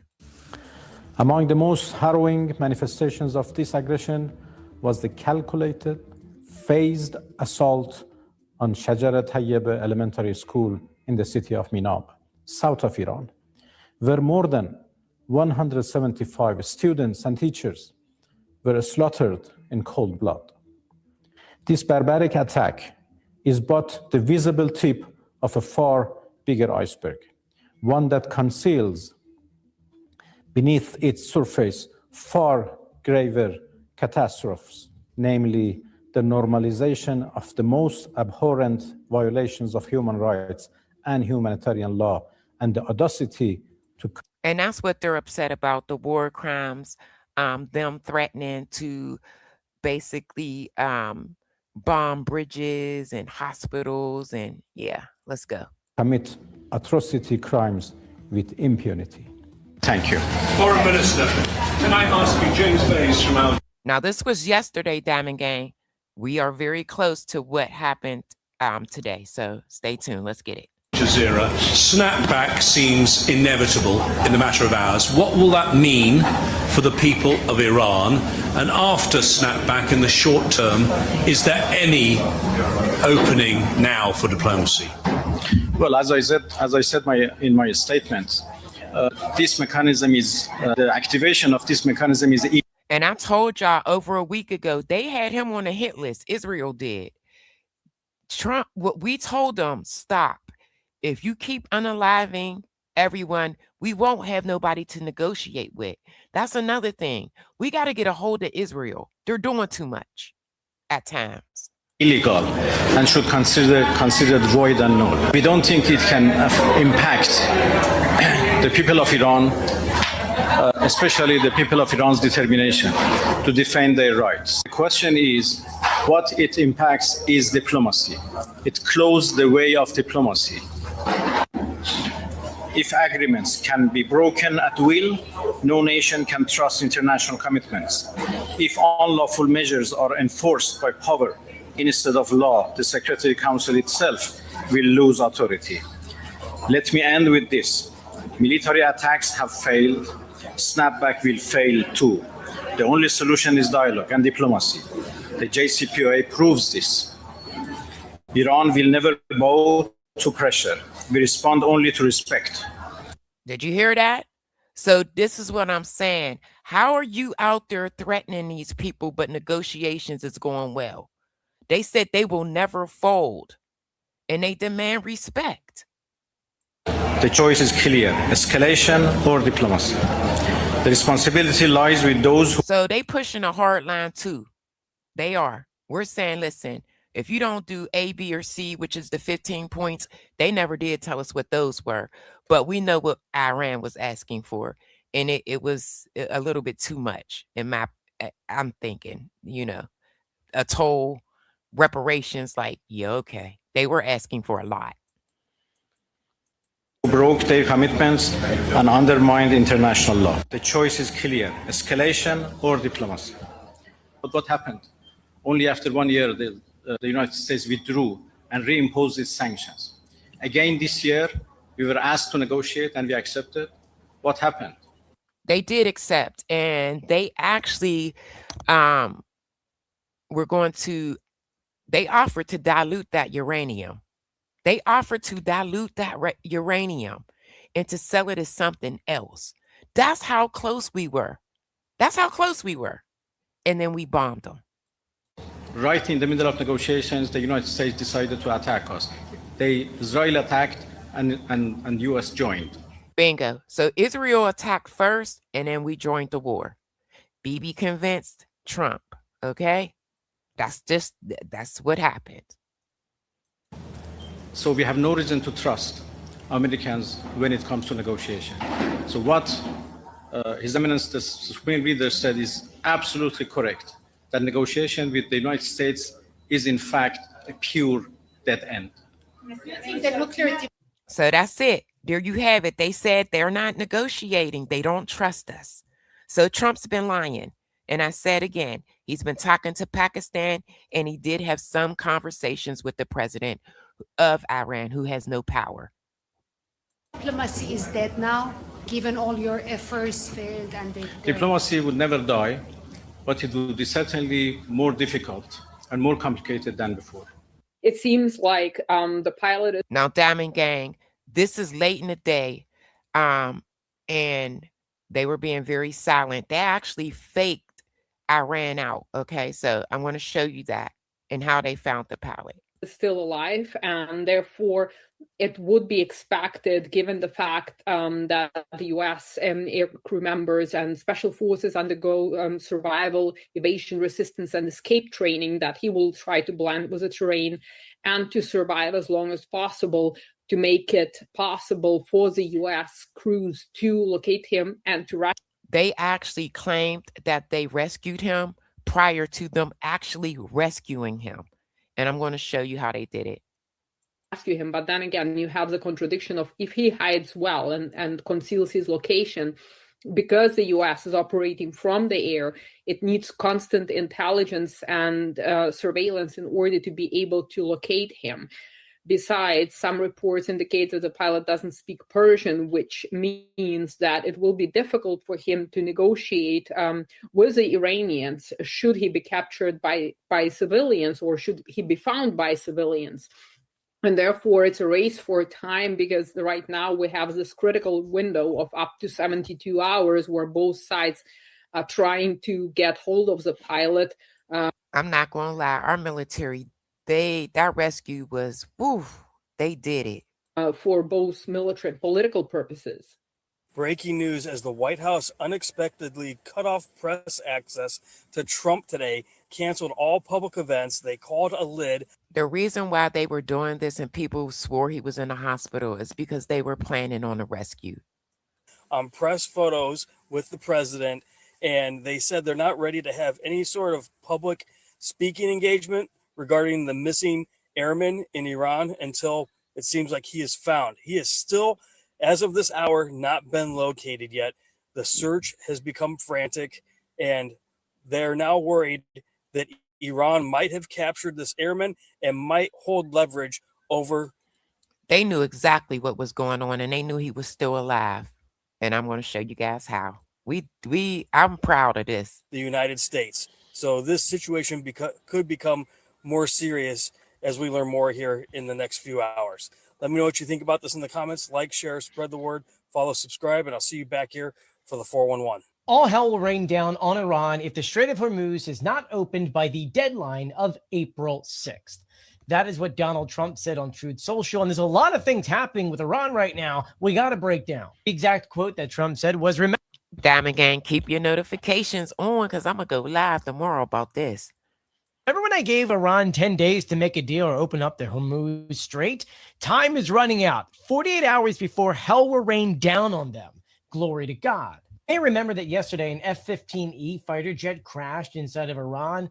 Well, the search for the missing pilot is still ongoing. While the United States is searching via air, via helicopters and other aircraft, we know the Iranians are also searching for the pilot because the Iranian government wants said pilot. And Trump was actually asked, we faked them out, y'all. It's coming up.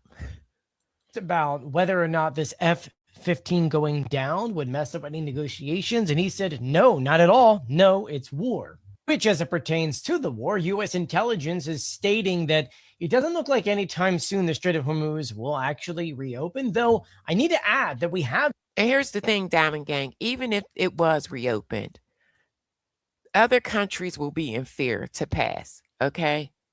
So it will not just simply return back to normal. We will not be able to come home. Seen a couple ships go through. Today, we've seen a Turkish ship. We've also seen a French ship over the past few days. So some ships are making their way through. Interestingly, here in the United States, they're making their way through. Did you guys know that Iran was charging $2 million a pop to pass through?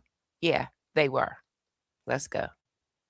Saw U.S. federal agents arrest the niece and grandniece of the late Iranian military commander. They had some kind of lawful permanent status, and well, that was revoked. State Department said that the niece and grandniece are now in the custody of U.S. Immigration and Customs Enforcement. Marco Rubio saying that those two are pending removal from the United States, adding, quote, "The Trump administration will not allow our country to become a home for foreign nationals who support anti-American terrorist regimes." U.S. officials are alleging that they both have been celebrating the Iranian attacks on American bases. And it's because of that the U.S. State Department decided to remove and revoke those green cards. And so now they're pending removal from the United States. And one final thing, which is kind of like a warning to the United States, the Iranian state media is reporting that Iran is getting ready to introduce some kind of new air defense system on the battlefield to be used against Israel and the. This is why I got this clip. Did you guys hear that? And I'm pretty sure they got help from Russia. United States.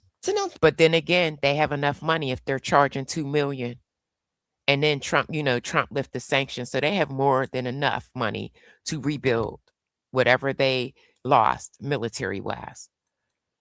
It only came a day after they shot down multiple aircraft throughout Iran. Remember, there's also helicopters that were damaged yesterday, and many believe they got us 4 times Friday because they were flying low to do search and rescue missions, which then made them a very easy target from the Iranian forces. But it's possible that Iran may have already used that new air defense systems to target those 2 aircraft, the F-15 and the Warthog.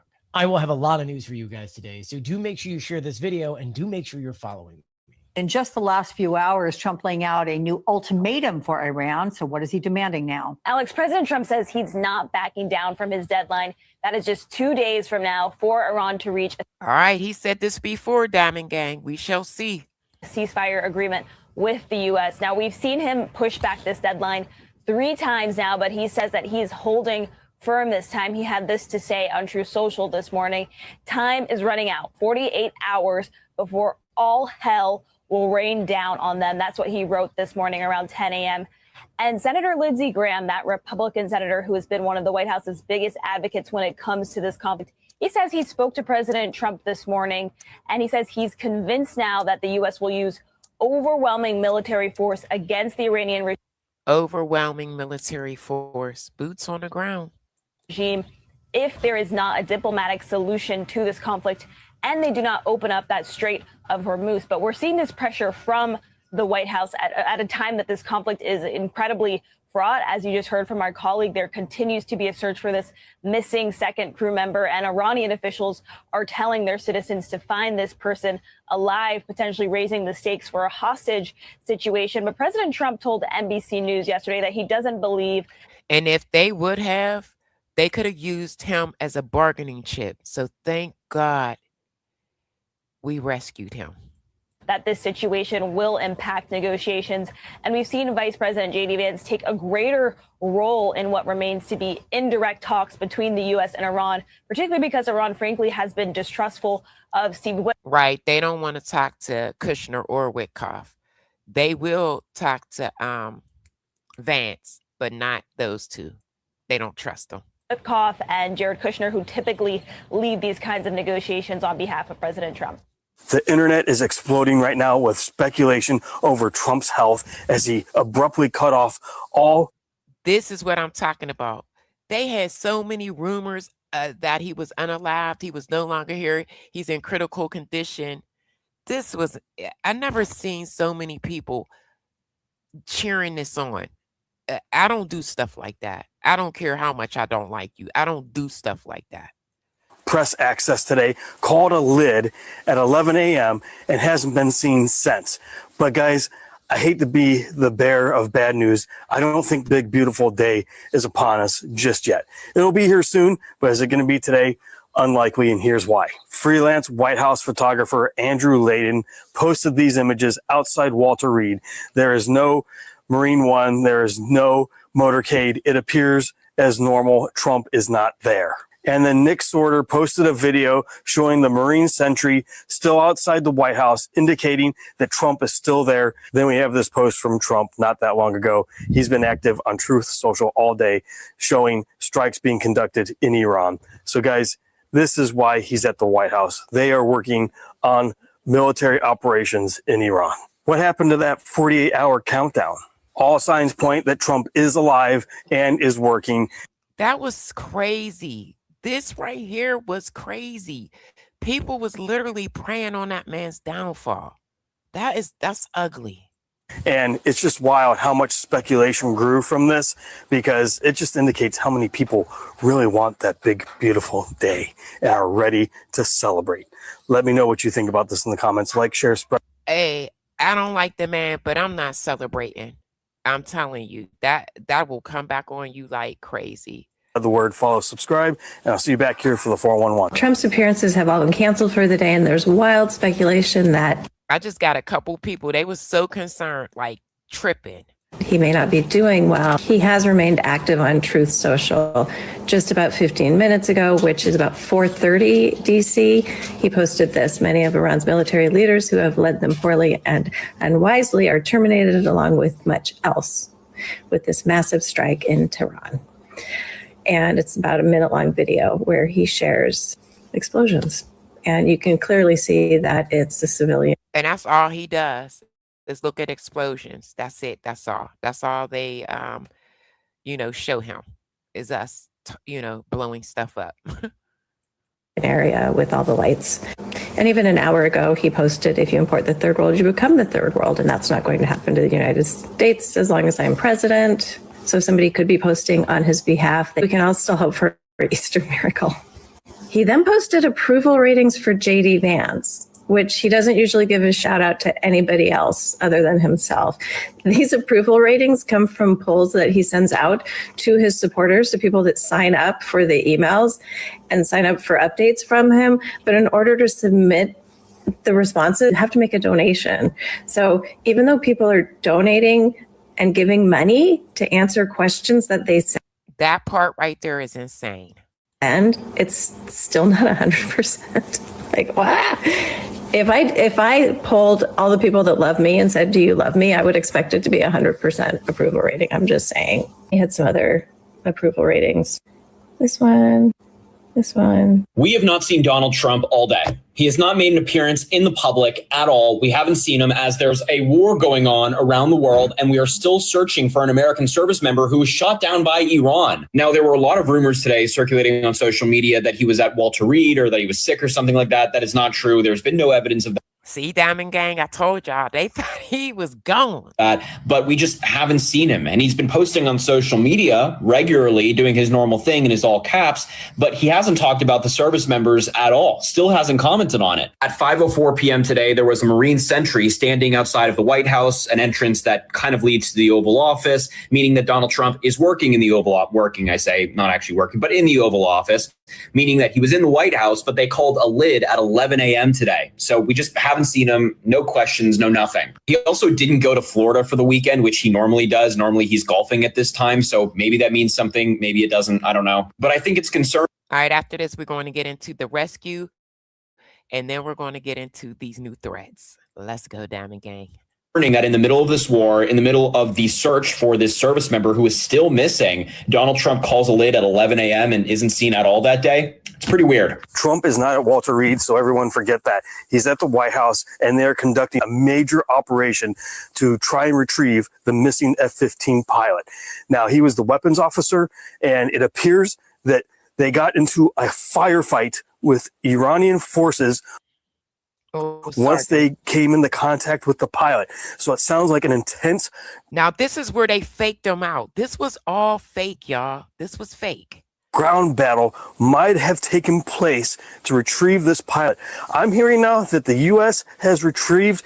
They did that as a distraction.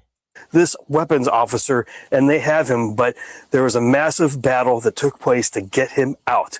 Guys, this is according to Jack Murphy. He posted about it on X, and there are other videos circulating on X showing the firefight, showing the aftermath, and you can hear the sounds of the helicopters and things like that. So guys, it appears that this seems to be real and that has happened. I have not been able to independently confirm it myself just yet, other than what I'm showing you right here. So we hope to have news about this here very soon. Let me know what you think about this in the comments. Like, share, spread the word, follow, subscribe, and I'll see you back here for the 411. We have some fantastic breaking news. It's midnight on the East Coast right now, and it's now been confirmed that the second missing American in that downed jet in Iran has now been rescued by American forces. This has been confirmed by Axios, Fox News, Al Jazeera. U.S. Special We did a hell of a job, y'all. Forces rescued the second crew member of the F-15 fighter jet that Thanks for hitting a like. was shot down over Iran, according to 3 U.S. officials. This missing soldier used survival, evasion, resistance, and escape training to evade capture, hiding on an elevated ridge after hiking away from the wreckage and putting out. This moment right here is what made Trump super cocky, and he just started going crazy. We about to get into it. an emergency beacon. This was an incredibly complex mission that took Americans deep into Iranian territory to complete it. And according to this same report, 2 rescue helicopters were hit by enemy fire on Friday, and crew members on board were injured by enemy fire, but managed to make it out of Iran, which is a miracle and fantastic news. One of the mottos of the military is no man left behind, and they really exercise that here. So just shout out to everybody that was part of this mission. Yes, they do. I'm ex-military. And shout out to the Americans on the ground who were able to do it. Truly a remarkable, remarkable feat. And I'm glad that this American on their way home. We have breaking news out of the Middle East, where CBS News has learned that the second American crew member from the downed F-15E in Iran was rescued by special forces Sunday morning local time, according to multiple U.S. officials. The second crew member, a weapons systems officer, was one of 2 people on board. Both airmen ejected. U.S. officials said the pilot of that aircraft was rescued Friday, a short time after Iranian forces downed. Look at that. That's when the plane went down, y'all. The aircraft over western Iran. That pilot's condition has not yet been released. For more information on this breaking development tonight, we turn to CBS News national security coordinating producer James Laporta. He's a U.S. Marine veteran, infantryman, and veteran of the Afghanistan war. James, what are we learning right now about how this rescue mission came together and how the airman was ultimately brought to safety? Yeah, so this was really a race against time. From the moment that F-15 went down, it was a race for U.S. forces to try to retrieve both pilots. That's when that training kicked in. And separately separate from this event, there was another plane that went down on Friday. We had an A-10 that was shot down. That pilot ejected and was rescued, and he is safe. But from the moment that this F-15 was shot down, it was a race. So combat search and rescue assets were launched, and they were able to recover the pilot of that F-15.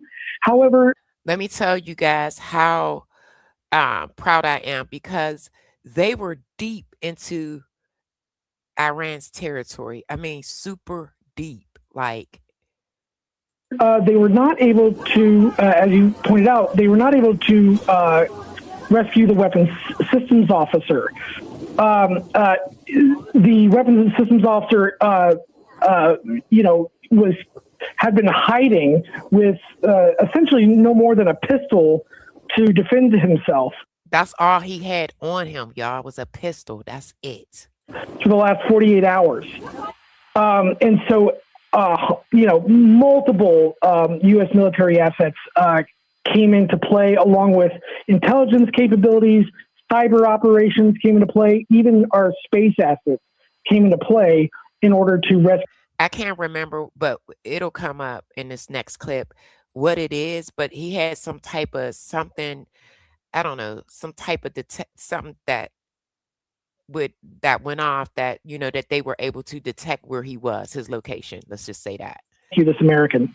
So we've just gotten a truth social from President Trump on all of this. It's a long one, so bear with me here. The president wrote, "We got him, my fellow Americans. Over the past several hours, the United States military pulled off one of the most daring search and rescue operations in U.S. history for one of our incredible crew member officers, who also happens to be a highly respected colonel, and who I am thrilled to let you know is now safe and sound. This brave warrior was God is good. Behind enemy lines in the treacherous mountains of Iran, being hunted down by our enemies, who were getting closer and closer by the hour, but was never truly alone because his commander..." They literally was announcing on news, like, to everyone, if you find him, like, they wanted him bad. In-Chief, Secretary of War, Chairman of the Joint Chiefs of Staff, and fellow warfighters were monitoring his location 24 hours a day and diligently planning his rescue. At my direction, the U.S. military... If they would have caught him, that would have been so bad for us, because, like I said again, Iran could have used him as a bargaining chip. Military sent dozens of aircraft armed with the most lethal weapons in the world to retrieve him. He sustained injuries, but he will be just fine. The miraculous search and rescue operation comes in addition to a successful rescue of another brave pilot yesterday, which we did not confirm. because we did not want to jeopardize our second rescue operation. That's why they were quiet. They didn't want to jeopardize it.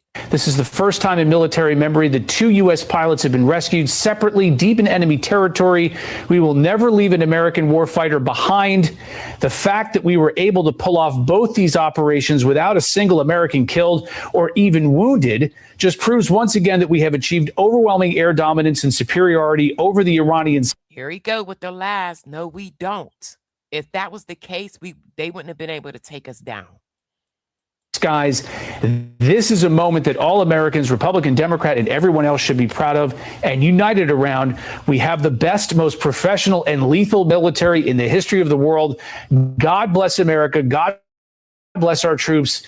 And happy Easter to all. The search and rescue mission for the second F-15 pilot in Iran is officially over, and this comes from the President of the United States. Trump confirmed this on Truth Social, saying we got him, and talked about the rescue operation a little bit and said they sent in dozens of aircraft to conduct this rescue operation. He talked about how the airman was deep behind enemy lines and that they will I told you guys, he was deep. I mean, deep. never leave an American warfighter behind. He addressed why they had not acknowledged yet the downed aircraft and the rescue of the first pilot because they didn't want to jeopardize the second rescue operation. But he said they were monitoring the pilot's location the entire time. He acknowledged that they were able to pull off both operations without any other service members being injured or killed. This is certainly excellent news on the eve of Easter and just underscores how dangerous these military operations really are. All right, so some great news. Now he's going to get into how it went down. I love this guy. Very bright. Start your Easter Sunday. The downed American airman that was behind enemy lines in Iran for more than 24 hours has been recovered. Sounds like what might be one of the most complex rescue operations in modern American history. And it's incredible, right? And I just want to stress real quick how awesome it is that the resources that we put in play, the risks we take to make sure that we bring everyone home. Right, no man left behind. This person was around 200 miles inside of Iranian territory, and we risked maybe hundreds of people to make sure that he came home. That is awesome. I think he does an incredible job showing what our military and our country is all about. Now, in terms of the details of this operation, a lot of it is still unknown, and it should be unknown. This is, and will continue to be highly classified in a lot of ways because And let me apologize. There's another clip behind this that's going to go into the details. I thought it was him, and if it's not this one, it's the next video. I'm sorry, guys. Tactics used, the techniques used to bring home a downed American behind enemy lines is still important today because we still have airmen overhead in Iran and will be important in the future. So don't expect a lot of details out of this. So far, what we have at this point from the New York Times, they say that the airman was in Iran for more than 24 hours, at one point hiking up a 7,000-foot ridge line. Y'all hear that? Hiking. They say U.S. Air Force, U.S. attack aircraft are dropping bombs and open fire on Iranian convoys to keep them away from the area. And as U.S. commandos converged on the downed airmen, they fired their weapons to keep Iranian forces away from the rescue, but did not engage in a firefight with the Iranians. Now, our understanding at this point. Now, see what I told you guys, the clip prior to that. He was like, oh, they got into, a fight between the Iranians and they were firing back and forth. That's not true. That was like a dummy move. As the rescue took place near Isfahan, one of Iran's largest cities, and the United States was able to set up a FARP, forward arming and refueling point, just to the outside of the city, which is wild. So just to understand that, we flew in things like C-130s that can conduct austere landings, like dirt fields, things like that. They unloaded helicopters, ammunition, and fuel so that helicopters could be on station for a longer period of time, conduct the rescue, get into the little crevices of this mountain complex, and then came out in 200 miles inside of Iran. That's insane. Now, it does sound like there were some hiccups on exfil, and at least 2 of the aircraft were stuck in the mud. So they had to request additional platforms being moved in. Those did move in. They were able to extract everyone. It sounds like maybe 2 C-130s and an MH. So, Diamond Gang, do you hear how complex this was? Just think about how complex it will be if we do put boots on the ground and we go after that uranium. That is, I'm telling you guys, even the thought of it got my head spinning. 6 Little Bird helicopter were destroyed, like by the United States, who said rather than leave them behind, bomb those things, destroy them. That's what's being put out right now.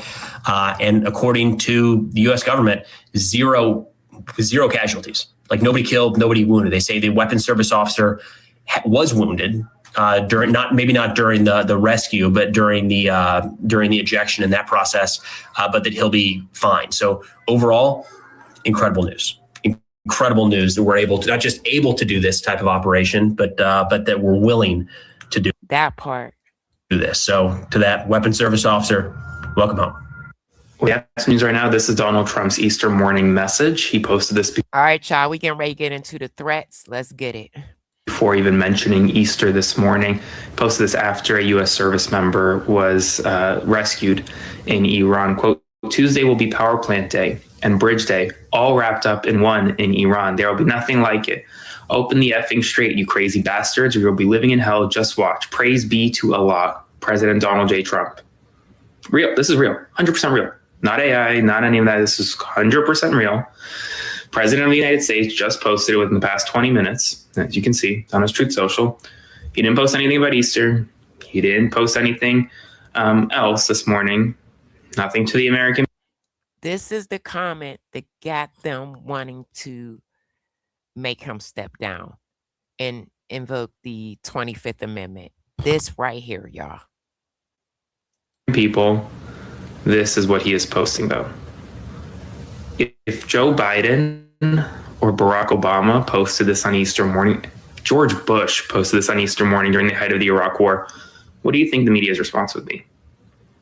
They feel like he is unhinged. And I'm getting ready to bring up the second video. I'll have more updates for you soon. Follow along for all the news you need to know about more to come. The media needs to stop washing Donald Trump. And here's Exhibit A. This is what the media got from Donald Trump's unhinged Easter morning post to Iran. Trump promises strikes on Iran's power plants and bridges on Tuesday if the Strait of Hormuz isn't reopened.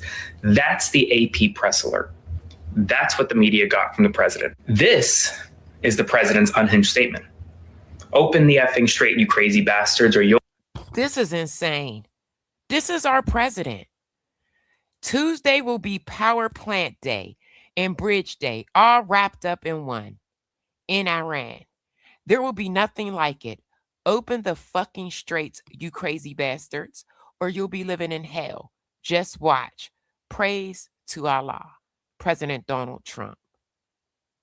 This is insane. You'll be living in hell. Just watch. Praise be to Allah. That's the message that Donald Trump sent. This is what the media is running with. As though it's business as usual, as though what the president said is normal. Why? Another example of the media just saying Trump being Trump. Well, folks, it's not just Trump being Trump. It's unhinged and unacceptable. And reporters need to call it out. I'm going to call it out. Very unhinged and unacceptable. And before I came on, I told you guys they're trying to pull together. Thousands are calling. They want to invoke the 25th Amendment and have him pulled. Others need to do it the same. It's honestly why independent media has never been so important, because I don't have anyone telling me what I can or can't say. And I'm okay to call the president unhinged, because if Biden or Obama or Bush or any other president did this, they'd be calling them unhinged. If you want to support independent media, subscribe to my Substack, link in bio, and follow for more. I just spoke with President Trump for 15 minutes. He gave me some new details on the negotiations behind the scenes with the Iranians and what's going to happen if Iran does not make a good faith deal. The president tells me if they don't make a deal and fast, I'm considering blowing everything up and taking over the oil. The president went on to say you're going to... Now, he went from he's handing it over to I'm taking the oil. This man is all over the damn map. Get ready. Get ready, y'all. To see bridges and power plants dropping all over their country. Now, I asked him about the possibility of an agreement with the Iranians. He says those who are negotiating on behalf of Iran have been granted amnesty at this time so they can continue the talks. And the president tells me he thinks he'll be able to get a deal by tomorrow. He says, I think there's a good chance tomorrow. I'm going to show you guys what they're saying. again. Negotiating now. This has to be the craziest thing I've ever seen Donald Trump post. Take a look at the way he's talking here and let me know if you think this guy is suitable to be the president. So this is his enlightened Easter Sunday message. Tuesday will be Power Plant Day and Bridge Day all wrapped up in one in Iran. There will be nothing like it. Open the effing strait, you crazy bastards, or you'll be living in hell. Just watch. Praise be to Allah. That's what the President of the United States is posting on Easter, a holiday centered on peace, sacrifice, and forgiveness. His tone in that post feels like the exact opposite of everything Jesus Christ taught and everything that Easter is focused on. Could you imagine what would happen if Barack Obama posted a message? Hold on. I'm going to bring up my second video, y'all. That's what I'm saying. I see you guys is commenting there. Hold on, let me go back. Anybody can build a fully working app without knowing how to bring up my second video on this. This is insane. Like insane. Let's get it. Insane. Hold on. Okay, here it go right here. War update 2. Congratulations, President Trump. All Israelis rejoice in the incredible rescue of a brave American pilot by America's dauntless warriors. This rescue operation This is BB thanking him. Reinforces a sacred principle. Take it back. Congratulations, President Trump. All Israelis rejoice in the incredible rescue of a brave American pilot by America's dauntless warriors. This rescue operation reinforces a sacred principle. No one is left behind. This is a shared value demonstrated time and time again in the history of both our countries. I pledge the allegiance to Israel. This is why we in this mess now. Let's go. Trump just told Fox News that if Iran doesn't make a deal quickly, he's going to blow everything up and take control of their oil. Check this out. The president tells me if they don't make a deal and fast, I'm considering blowing everything up and taking over the oil. The president went on to say you're going to see bridges and power plants dropping all over their... You right about that. There's no other president like him. Let's go. Country. That statement confirms what many of us already knew. This is yet another example of a Republican president getting into office and starting... I agree. You said amendment, 25th Amendment already. Enough is enough.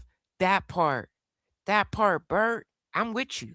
Oil war in the Middle East, crippling the economy for absolutely no reason. And the way his rhetoric has been normalized by media outlets like Fox News is truly sickening. Let's just think about what exactly he's threatening here. If he targets civilian power infrastructure, that would plunge Iran's population of more than 90 million people into darkness. These people would lose access to... Somebody said in the chat, I voted for this guy. He got to go. I can't wait to get to you guys' comments. All right, let's go. Clean drinking water. Hospitals would lose the electricity they need for life-saving machines and surgeries. Additionally, this would cause food scarcity. Production and distribution networks would likely fail, leading to widespread hunger. And Trump's attacks are, of course, going to lead to retaliatory attacks by the IRGC. They have explicitly said, if you hit electricity, we hit electricity. All of these... That part. So what they're going to do is target U.S. targets over there. This is crazy, y'all. Please hit the like. Get me to 200 likes. I got 157. Come on, y'all. This is my first late night live. I've never done them. I like it. I like this crowd. Strikes would cripple the global economy even more so than it already is. Oil prices are over $100 a barrel, but analysts warn a direct attack on Arab and gas export facilities in retaliation could trigger a global recession. And what Trump's threatening to do is likely considered a war crime. He's playing games with all of our lives right now. We have some news right now. On Easter morning, Donald Trump is threatening more war crimes in Iran, saying that if Iran does not make a deal by Tuesday, he is, quote, blowing up everything. That's what... Diamond Gang, I tried to prepare y'all for this. I've been talking about this war for weeks. I can't stop talking about it, and I tried to prepare all of you guys. It will come to boots on the ground. I swear I was praying for something different, and I was hoping for something different, but neither side is willing to budge. Let's go. be told to Axios. It comes as some in MAGA continue to oppose the president and have come out lashing out after his Easter morning post, in which he essentially threatened war crimes again. That unhinged post where he said praise to be Allah and attacked Iran and said that we're going to bomb Iran's civilian power plants. Here's part of what Marjorie Taylor Greene said this morning. On Easter morning, this is what President Trump posted. Everyone in his administration that claims to be a Christian needs to fall on their knees and beg forgiveness from God and stop worshiping the president and intervene in Trump's madness. I know all of you and him, and he has gone insane, and all of you are complicit. More and more folks are saying this online. These posts are becoming more and more. Listen, before I came over here, I mean, it was crazy. If I could have hurried up and downloaded some of these people's responses and what they were saying and what they're trying to do, I would have, but I had to get over here quickly. So, radical, more and more unhinged. Spread the word. Subscribe to my Substack, support independent media, link in bio. Follow for more. Trump won't give us one normal day. Not one. No happy Easter, no uplifting, hopeful message. Just this. Tuesday will be Power Plant Day and Bridge Day, all wrapped up in one, in Iran. There will be nothing like it. Open the fucking strait, you crazy bastards. Or like, y'all, this is crazy. Do me a favor. If you okay with what's going on right now, put a 1 in the chat. Don't spam the chat. We see you. You said MAGA. If you're not okay with this, put a 2 in the chat. This is not okay. You'll be living in hell. Just watch. Praise be to Allah. Nothing about that statement is normal whatsoever. If you think that is normal, I'm sorry, you're up there in the loony bin with him. This is unhinged, crazy shit on Easter morning, and this has to be called out. It's posts like that that make people so hopeful of his eventual demise. That's why so many people were cheering. They was cheering hard. They thought he was gone. I've never seen nothing like it. Cheering and hoping that he was a Walter Reed, that he was in serious condition, and he wasn't. He was at the White House. But just the fact that so many people were hoping that just tells you how exhausted we all are by this utter lunatic. And it's not just that. There's people that's... Diamond Gang, more people disagree than agree with what's going on. I see a lot of 2s in the chat. Thank you so much for participating, Diamond Gang. Still don't believe that the airman was rescued. If you're not subscribed, please subscribe to the channel, please. They want it confirmed by Iran, by other sources other than our own government. So the mistrust is at a level I've never seen before. Let me know what you guys think about this in the comments. Like, share, spread the word, follow, subscribe, and I'll see you back here for the 411. I think that Donald Trump is looking for a way to end the war without it being an abject failure. And this right here, and that's what he wants to do. He knows that the people are so against this. I think that he would have been bombed Iran. And so he is clutching at various straws at this time. We have seen that he did not anticipate a number of developments. He appeared to think that removing the leadership of Iran would cause the regime to collapse. That didn't. And I told you guys that when you unalive their leaders, there's no stop button. So they're consistently on go. And that makes them even more dangerous. So I don't know what he was thinking with this one. Happen. He appeared to think that Iran could be bludgeoned into accepting an agreement that it has not accepted on the nuclear issue, and frankly, conditions that it hasn't accepted for 20 years. He didn't anticipate the closure of the Strait of Hormuz. Bingo. He said he was shocked. He said it out of his own mouth. He was shocked. And the incredible damage that would do to the international economy, or that Iran would retaliate against the Arab states across the Persian Gulf, as well as against Israel and U.S. forces. So I think he's scrambling. And yes, it's clear that this is going to escalate before it's over. I think Get ready. Troops on the ground. I've been telling you guys that for weeks. we're looking at a continuing war, and at some point the economic pain becomes so great that Trump will say, okay, that's it, I won, and move on to something else. Because here's the deal. Even if we get over there, they open up the straits. We will have to stay over there to make sure that it's flowing and it's safe and we're not coming home anytime soon. We have just began this forever war. This is what we're going to be in, a forever war.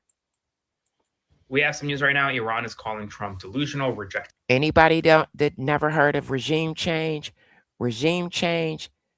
usually leads into forever wars. Any of his claims about You heard that? bombing Iran is and calling him delusional. Let's get it. It's over. I think we're looking at a continuing war, and at some point the economic pain becomes so great that Trump will say, okay, that's it, I won, and move on to something else.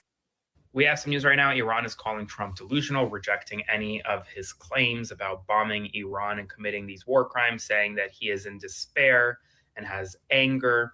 Comes on Easter morning as Trump, after threatening the war crimes, went to his golf course. Here's what Iranian. Do y'all see where we at? Do y'all see? Let me get 25 more likes, please, y'all. I need 25 more. Come on, Diamond Gang.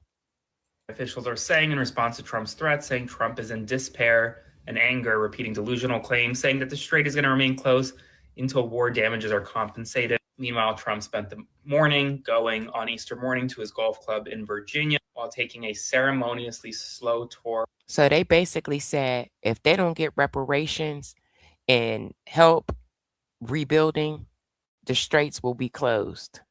Around Memorial Circle, where he wants to build an arch, and then change the deadline again for strikes on Iran to now Tuesday at 8 p.m. Eastern time. Make sure y'all subscribe, have y'all notifications on, because I'm going live and I'm going to have all the tea for y'all, all the tea. Before, the original deadline was Monday, 10:15 a.m. Now, seemingly, we moved it to Tuesday at 8 p.m. One other thing, Trump says that the war is going to be over. Oh, my God. Thank you. I'm on another screen. Dang it. I wanted to see that little son. Thank you for the gift. What's your name? Richard, Mr. Richard. Thank you. I just hit the like on it. Oh, thank you. Eventually, he'll have a deal within 24 hours. That's just market manipulation. We shouldn't report it as anything other than that. As always, spread the word. I'll have another update for you soon. Follow for more. So Trump is now saying he thinks we can reach a deal with Iran by Monday. But if that doesn't happen, he's going to, quote, blow everything up. In an interview. Diamond Gang, this sounds so unreal. How do you believe that we're going to reach a deal and you're talking about blowing everything up? This don't make sense. And this is why I told you guys, 25th Amendment, let's go. With Axios, he said the U.S. is in deep negotiations with Iran, going on to say there's a good chance a deal gets reached before Tuesday, but if they don't make a deal, I am blowing everything up over there. But I want to draw your attention to this very powerful story that really puts things into perspective about an Iranian father and his daughter. This guy fired at a Black Hawk helicopter as they were trying to rescue the WSO who was missing in Iran. Here's what he had to say about his daughter. I told the kids not to come outside. After I fired a few shots, I heard her yelling, "Dad, shoot." She was shouting, "Dad, shoot." It didn't come down. Shoot. The host asked his daughter why she did this, and she said, "For the little martyred girls of Menab, for our dear leader to destroy the enemies, America and Israel." Menab is, of course, where the U.S. and Israel struck a girls' school, taking the lives of... Remember that? That was a mess. We tried to blame it on... who did we blame it on? Israel, and it was us. Over 100 children. Then the host says to the girl, "And why do you think they're the enemy and should be shot at?" She says, "Because they're child unalivers." What would we call it if another country started deliberately striking U.S. cities for no reason, targeting schools, taking the lives of thousands of innocent civilians, and then saying they're going to blow everything up if we don't make a deal with them? We had the war in Iran, and now this, which is disgraceful. Absolutely disgraceful coming from our U.S. president. This is the sort of thing, I hate to say it, that you would expect to be introduced in a war crimes tribunal in the future. Yeah. David Rode, who was just on with us. Listen, Trump is going, I'm telling you, go down in history. I might not be alive to see it, but my kids' will be reading about this, and their kids will be reading about this in their history books, y'all. Tim, I need 10 more. Sent one of our producers his reaction to this tweet. This will offend Iran's hardline jihadist leaders. It doesn't frighten them. Bullying religious extremists who want to become martyrs doesn't work. He says he's witnessed this in Afghanistan and Iraq. Laura, I know we're supposed to be talking about who the next attorney general is going to be, but this right here from the president of the United States, were it anyone else, we would be talking about the 25th Amendment. People in Congress would be raising hell. And why do I get the feeling that neither one of those things is going to happen? We have some breaking Iran news. Trump's war crimes threats on Iran are now escalating. He's now. Y'all hear this? It's escalating. Turn y'all notifications on.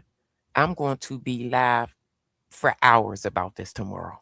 Telling ABC that if a deal is not reached by Tuesday, he's, quote, blowing up the whole country. When asked whether there was anything off the table, he said, quote, very little. It's not hyperbole. You're outright threatening war crimes. War crimes. President's own words saying that he's going to blow up all of Iran, essentially. Really, really escalating his rhetoric on Easter Sunday. Comes after this morning's unhinged post where he said he's going to be bombing the power plants and more in the bridges and civilian infrastructure. Well, now he's threatening to blow up the whole country. At the same time, Vice President Kamala Harris posted her Easter message, Happy Resurrection Sunday to all those celebrating. May this Easter remind us of all the promise of renewal, the power of faith, and the enduring hope that carries us through even the most challenging moments. Diamond Gang, he's crashing out because he can't see a way out of this shit. Not only that, he knows his threats is not working at all. He's all over the place. I mean, he's crashing, having a meltdown, breakdown in front of us. Wishing you and your loved ones peace, joy, and quality time together. As always, spread the word. I'll have more updates for you soon. Subscribe to my Substack, link in bio to support my work. Iran has been planning for this for many, many years. Many years. And Trump has been thinking about this for months. Years versus months is a big difference.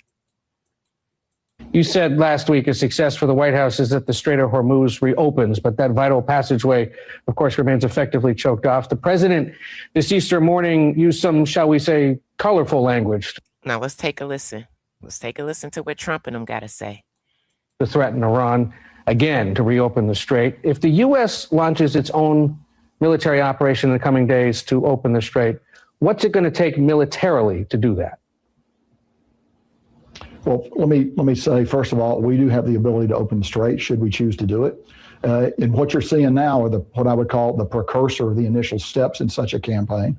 You want to reduce Iran's ability to fire short-range rockets and missiles into the. Listen, you hear what he's saying? But I thought you guys obliterated and decimated. It's just lies. Straight against warships. You want to take out their fast attack craft. Think of them as cigarette boats, large, powerful, outboard engined boats that can race out and get among ships and cause direct damage that way. What we're doing is we're going after all those vessels. And that's what we thought they did this already. Hit the like, y'all. I need 9 more. We thought they did this already. For A-10s, attack aircraft, attack helicopters, and other slow-moving, low-altitude platforms are so very effective. So I showed y'all a couple of days ago. They are still at 50% military-wise. Okay? In the process of removing those right now. At the same time, we're working to get rid of Iran's mine stockpile. The mines are very dangerous. They had thousands when the war began. I have no doubt we've significantly attrited them now. Of course, it doesn't take many mines to cause a significant blockage to world shipping. So all of that is underway right now. And you want to reduce those to a low level before you put your warships up there to actually sort of test the waters in that strait. I have no. This is their plan. Listen up, y'all. This is what they're planning.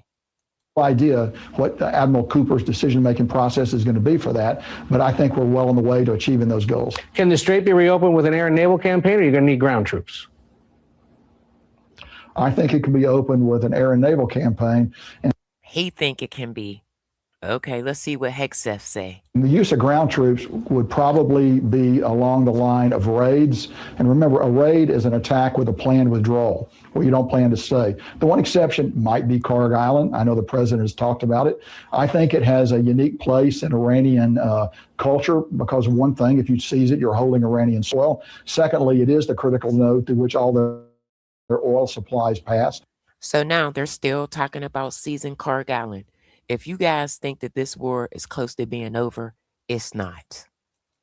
By seizing it, you have the opportunity to cut that off, inflicting grievous damage on the Iranian economy, and yet with the opportunity perhaps to return it as part of a negotiation process. Further, you don't permanently damage the global economy by destroying the infrastructure. So I think Karg Island is a very lucrative target. I'm sure we're looking at it hard right now. I have no idea if we're going to choose to go up there.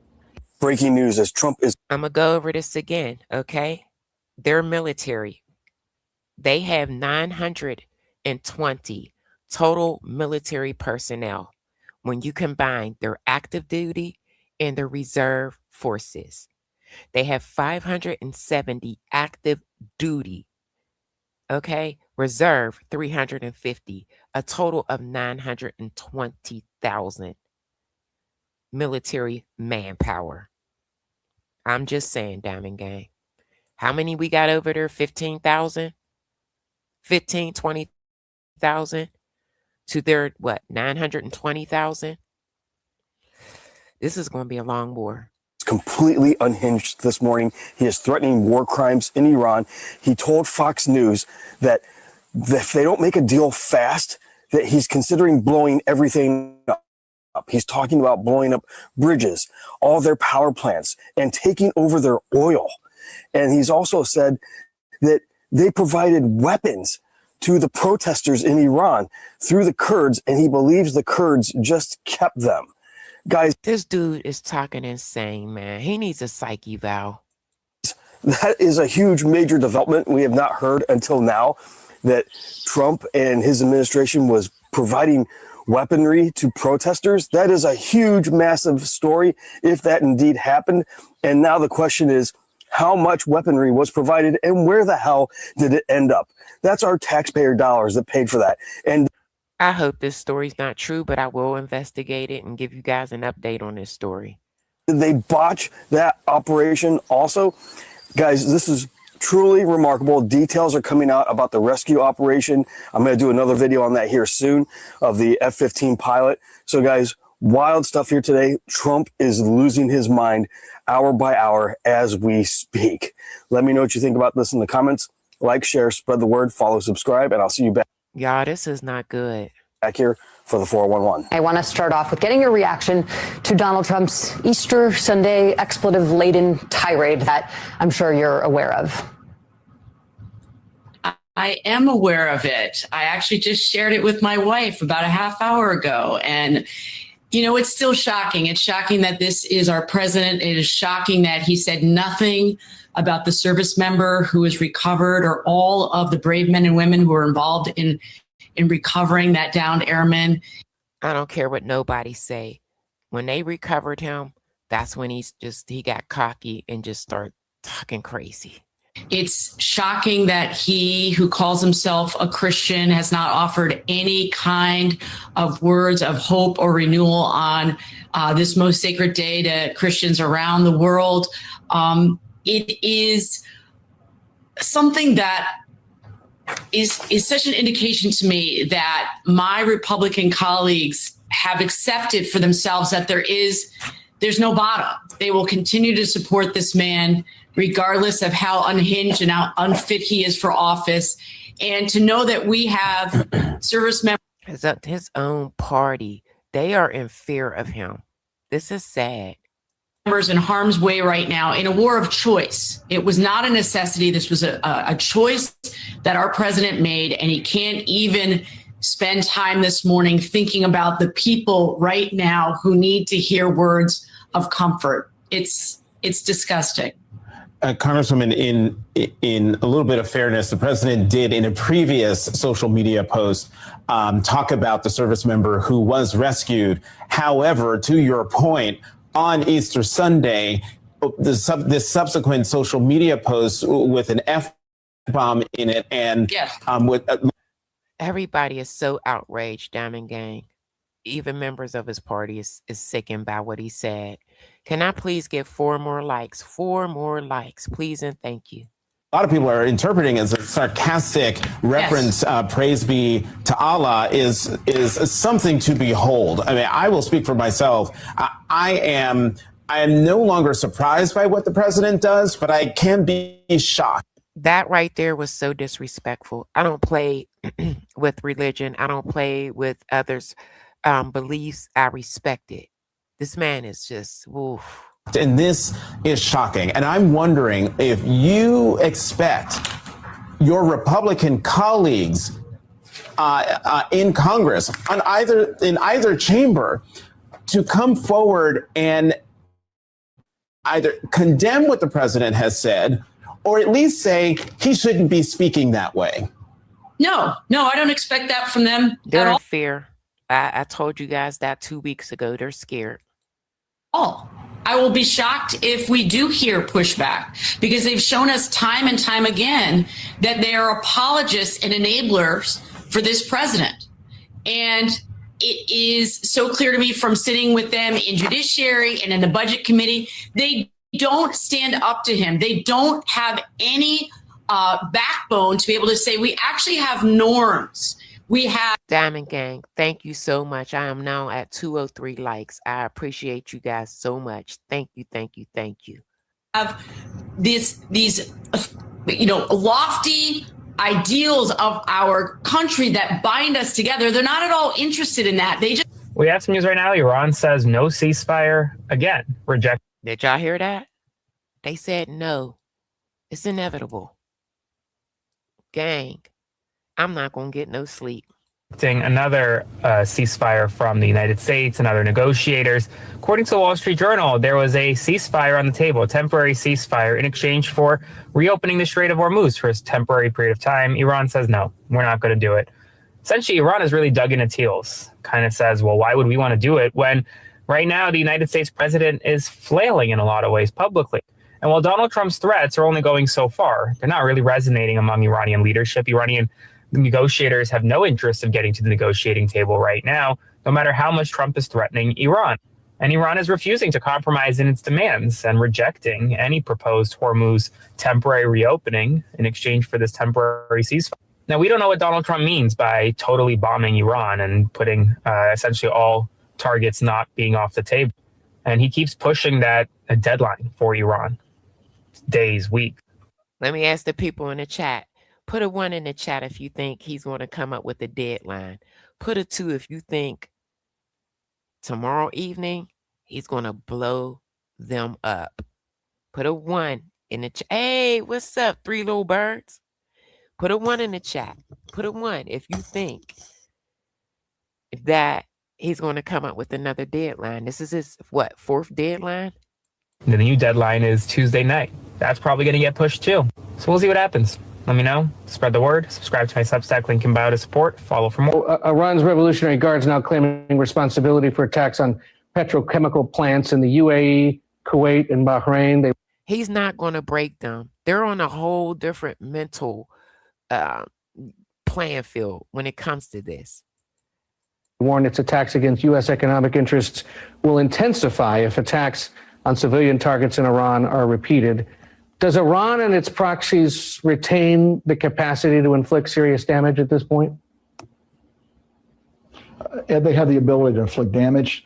They do not have the ability to gain massive. Did you hear that? They do have the ability to inflict damage. Effects, and by mass effects, I mean firing many, many dozens of rockets, missiles, or drones. I think that capability has been eroded steadily since this campaign began. And frankly, at about plus 30 days into this campaign, I think if you're at Central Command, you've got to be reasonably satisfied. Listen, I just showed y'all a clip last week of Pete Hegseth admitting that he knew what Russia was doing for them. They are helping them with intelligence. They are helping them with drones. They are helping them. with where you are right now. In fact, Ed, when I was the CENTCOM commander, if you'd given me this situation at plus 30 days, I would have rejected it as being too optimistic by far. So we've had good effect. Our effects are going to continue. It's going to be increasingly harder for them to launch missiles and rockets. We may not get to zero for a while, and I think there's still some time ahead, but everyone realizes that. But I think we're on track here. This campaign is moving very effectively, and I believe the pace will pick up every day. Okay, important PSA this morning, as I'm sure you've already seen Donald Trump's post. Do not normalize this sort of rhetoric and behavior. And I'm mainly talking to you folks in the corporate media. First, let me read for you Donald Trump's posts, and then I want to show you how some in the corporate media have been covering this. Trump wrote earlier, Tuesday will be power plant day and bridge day, all wrapped up in one in Iran. There will be nothing like it. Open the fucking strait, you crazy bastard. Yeah, let's see how the media covered this up. Let's go. Or you'll be living in hell. Just watch. Praise be to Allah, President Donald J. Trump. Well, here's how the New York Times covered that objectively psychotic statement. They wrote, Trump escalates threat to hit Iranian power plants after U.S. rescues downed. They didn't say he was unhinged. This is what I'm talking about, Diamond Gang. I'm here to bring you guys the truth. That's it. That's all. Airman. President Trump used an expletive Latin social media post to taunt Iranian leaders, saying that the United States would attack if they did not fully Not to taunt, he threatened them. Reopen the Strait of Hormuz. Then it says, Mr. Trump, seemingly emboldened by the successful U.S. rescue of an American airman in Iran over the weekend, issued a new ultimatum to Iran to end its chokehold over the Strait of Hormuz. Again, threat, not an ultimatum. And then they literally edit Trump's statement to remove a lot of what he said. This is how readers of the New York Times are seeing Donald Trump's post this morning. They wrote, quote, Tuesday will be power plant day and bridge day all wrapped up in one in Iran. Not even saying or stating that it's a war crime to do that. This is crazy. There will be nothing like it, Mr. Trump wrote on social media. Praise be to Allah, Mr. Trump added before signing off in all caps. You kind of missed some important stuff there, which provides a lot of context also behind Trump's statements. And they were not the only major organization to soften or... Listen, Diamond Gang, I'm going to work overtime to get y'all the truth. I'm not with that. Sane-wash Donald Trump's remarks. Here's how the Associated Press and its reporter Sungmin Kim reported on this morning. She wrote, Washington AP, Trump promises strikes on Iran's power plants and bridges on Tuesday if the Strait of Hormuz is not reopened. So our editor-in-chief said, you left out a few things from that post. So media, stop treating... They called him on it. Let's go. Any of this like it is normal. Stop trying to make it palatable for your readers or your viewers. Give it to people straight. And for those watching, don't assume that your friends... That's what I'm going to do. I'm going to give it to you straight. I'm not sugarcoating. I'm not hiding anything. We deserve the truth. And it's just sad that we're being lied to. I'm for the truth. And family members are getting the accurate information from the corporate media. Share videos like this. Share Donald Trump's posts when he says stuff like this. Make sure that they actually see what's going on. And for more unapologetically pro-democracy reporting that doesn't both sides the news, make sure that you go to the Midas Plus Substack and listen to the Midas Touch podcast. This is outrageous behavior from this president. And I know that we've said it before on this show and others that if Diamond Gang, we only got a little bit more. I'm going to wind down and then we'll go to the chat. I'll take a couple comments and then I'll close out. Let's go. President Biden or President Obama had said anything remotely like this, it would be nonstop coverage on every single channel, and everyone in the other side of the aisle in the House and the Senate would be howling about it and demand. But remember, Diamond Gang, last week, Pete Hegseth was threatening the media and their jobs. That they step down. That's the reality. And so, no, they continue to let us down with their lack of courage, with their lack of moral compass. And they're an embarrassment. They're an embarrassment to the country that they represent Americans and yet do not stand up for them. No longer, he has just threatened Iran in extraordinary graphic terms, giving the Iranian regime just over a day to either make a deal, reopen the Strait of Hormuz, or face hell. If your children are watching, be warned, the president did not use polite language. Quote, Tuesday will be power plant day and bridge day. And Iran is not fazed at all. They are not fazed. They don't care. All wrapped up in one in Iran. There will be nothing like it. Open the fucking strait, you crazy bastards, or you'll be living in hell. Just watch. We should note that destroying civilian power infrastructure is generally considered to constitute a war crime under international law, though the president could argue that the infrastructure has dual use and also is utilized by Iran's military. That part. Now, if they can claim dual use, then it wouldn't be a war crime. We went over that a couple days ago, too. Let's get right to the language is just astonishing. Ending that message with the phrase, praise be to Allah, coming as it does after days in which not only the president, but other top Trump officials have really portrayed this as a Christian nationalist right-wing crusade that the United States is engaged in. And you know why they pushing that? Because of Hexeth.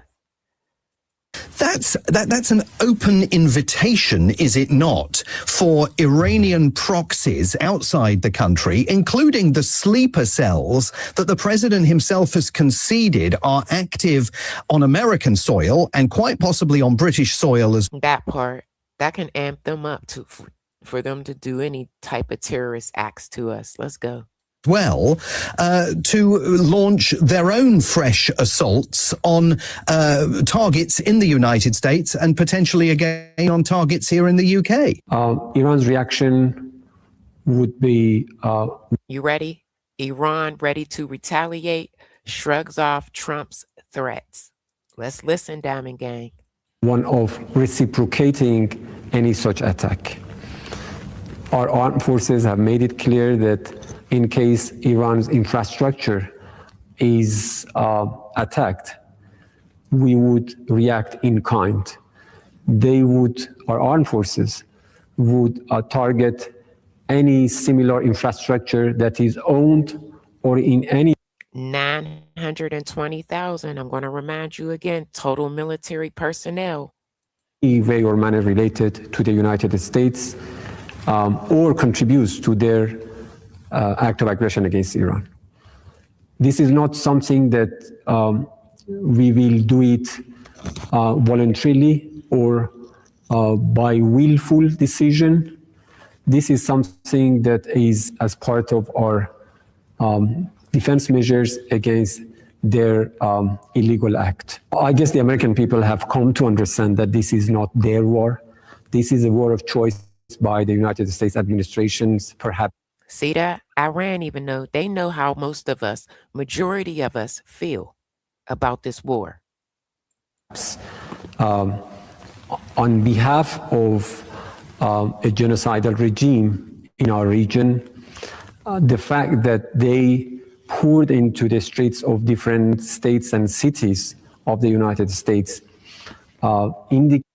they sing the King's March, where there was millions out there marching.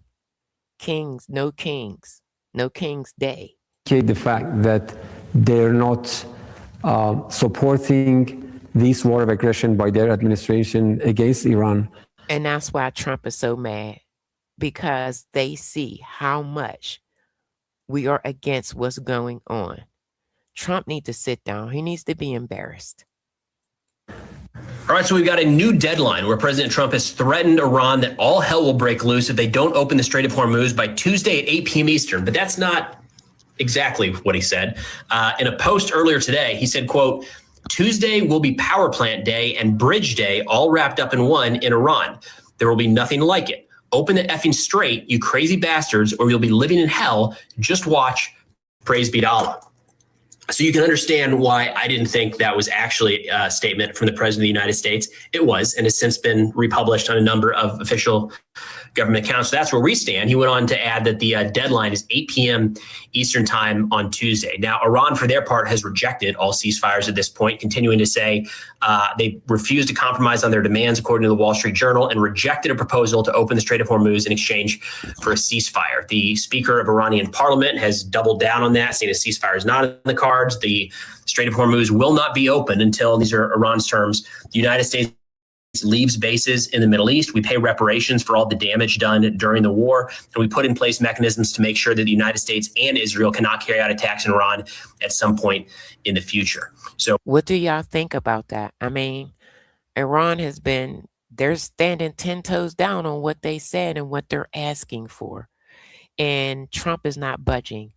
They asked for their own toll, which they're not going to get that. They're not going to get their own toll.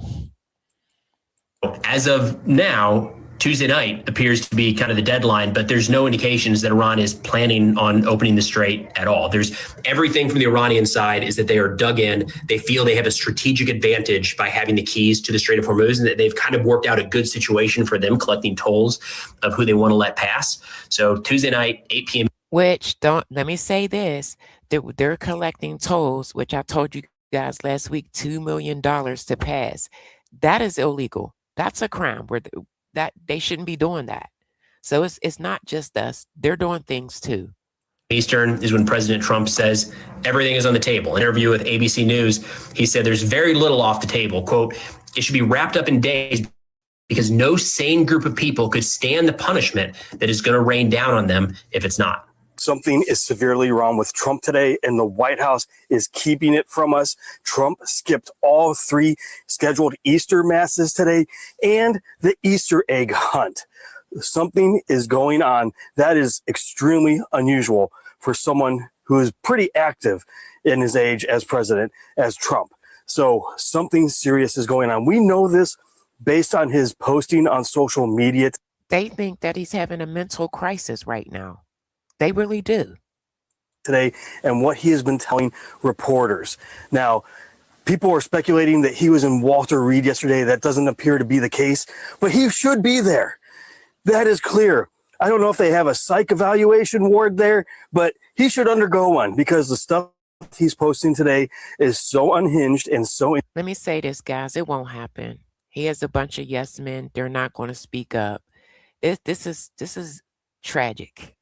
Insane that if it were any other president like Joe Biden, Obama, anyone, they would have been removed from office already by their cabinet. So something serious is going on, and it might just be the stress of all this. It might be the pressure.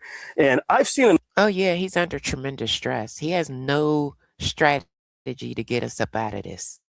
Enough footage right now out of Iran to know that everything they're telling us that happened last night is not the entire story.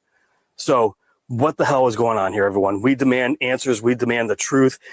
I cannot find it believable at this point that no injuries occurred during this operation and that no service members lost their lives based on what I'm seeing. I want answers. You deserve answers. Demand it. Let me know what you think about this in the comments. Like, share, spread the word, follow, subscribe, and I'll see you back here for the 411. If you've supported Donald Trump in the past Now, Diamond Gang, this is it. This is my last clip, and I want to speak directly to the people that are still supporting this man, okay? If you're still supporting Donald Trump, listen to this, please. whatever reason, his latest Truth Social post is the final free ticket off the train of Trump madness. Tuesday will be Power Plant Day and Bridge Day all wrapped up in one in Iran. There will be nothing like it. Open the fucking strait, you crazy bastards, or you will be living in hell. Just watch. Praise be to Allah, President Donald J. Trump. At this point, it doesn't matter what made you support him in the first place. Whether it was inflation or Hunter Biden's laptop or people with blue hair unjustly calling you a Nazi. If you can read this, a public message from the President of the United States, mind you, and not be disgusted, you are either dishonest, a psychopath, or severely brainwashed. If we just for a second look past the obviously unpresidential language, what we're looking at is a vulgar, direct declaration of intended war crimes. The US military has already killed over 100 children in a double tap missile strike on a girls' school. Apparently, this was based on old and bad intelligence, and it wasn't deliberate. Now Trump is, in the language of a teenager. In the language of a teenager. Listen up. If you're still supporting this man, listen up. preparing people for deliberate war crimes with strikes against civilian infrastructure, all whilst giving praise to Allah. You'll never see me supporting the current regime in Iran. From no matter what angle you look at it, the civilian population of Iran are the victims. They are the ones suffering our sanctions. They are getting killed by their own government. Listen, Diamond Gang, if this wasn't a war of choice, I may feel different, but I know better than that. Okay? There was no proof of anything that Trump said. He's been lying to us since day one. And by bombs from the West. I cannot believe it needs to be said, but blowing up their power plants and bridges will not change the regime. Bombing civilian infrastructure will not. Real talk, this is some sick shit that's going on. Sick. Open the Strait of Hormuz. And it will not in any way weaken the resolve of those fighting against the attackers of their country. You can still hold on to conservative values and push back against what is obviously the statement of a madman. You can still despise Biden.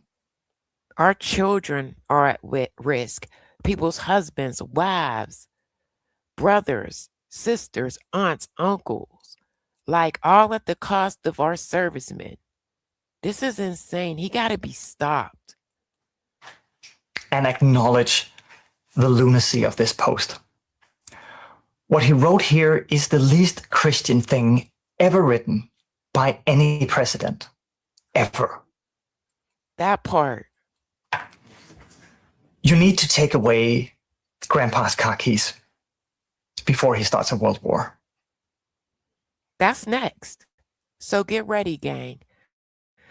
I've been telling you guys for weeks. Hold on, Diamond Gang. That we are in a forever war. This is a lot. So get ready. Yeah, please misspell curse words. Listen, I built this platform for people to be able to speak. You can speak your mind, even if it's an opposing opinion. However, you cannot be disrespectful, please. He's not sending of any of his family members, nor the rest of the people in office with him. That's right. Then if you don't have to be in the gang, you don't have to be in the Diamond Gang. There's millions and billions of people on here. If you feel away, just exit stage left. You don't have to make an announcement. I got over 500 people in this chat. You will not be missed, sir or ma'am. So you can exit if you like. But anyway, Diamond Gang, please make sure you subscribe to the channel. If you're new here, welcome to the channel. He said, Iran is in a forever war, decades of attacks by the U.S. Yeah. This is not true. Many obviously false statements. Ask Iranians what they think of Trump. I don't suggest getting rid of Trump as you, though you are, okay.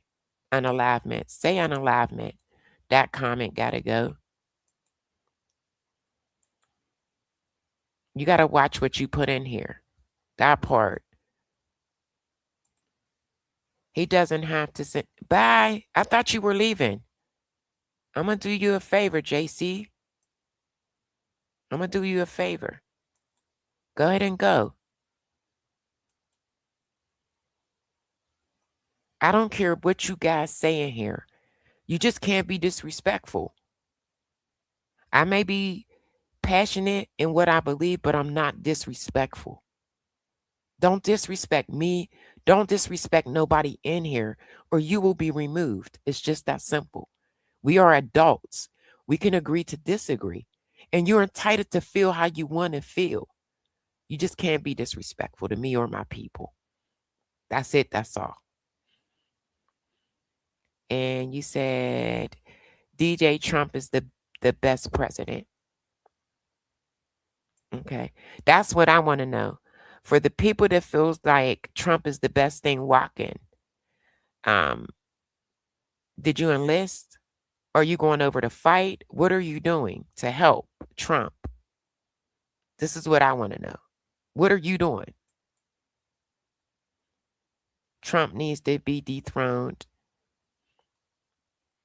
and unburied. It's gone too far. I agree. It has. Iran said no. You're absolutely correct. Love your thoughts. You are all, thank you. You are 100%. People are so dumb and brainwashed. Keep up the good work. I'm going to try. I really am. I just want, I'm for the truth. Okay? That's it. I can't stand a liar. If you're a liar, you're a thief. And we all know with his record, he's a felon. So he's both. Yeah, that's what I'm saying. They talking all of this. Go enlist. Get out there on the front line for your main man. That's what I want to know. Why are you in my chat? You should be in somebody's line. Biden's son never enlisted. I'm not talking about Biden. I'm talking about the people that's down for the movement on what's going on. And you're in that age bracket.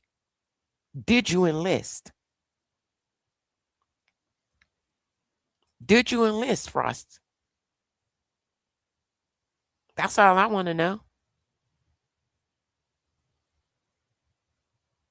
That part. Be about it. Don't talk about it. Mike! If you lie, you'll steal. Yup. Mother told me. That's it. For real. And if you steal, you will KILL. When will America be free from the Israel government? That part. That's who we working for right now. DJT is the worst con artist, felon, criminal, and PDF ever roaming the earth. My granny always said, if you lie, you'll steal. Yup. And if you steal, that's what I said, KILL. Truth, really. You only go along with the anti-Trump. No, I don't. And I'm not a devil. You just heard me say people was cheering for that man to be going up off this earth.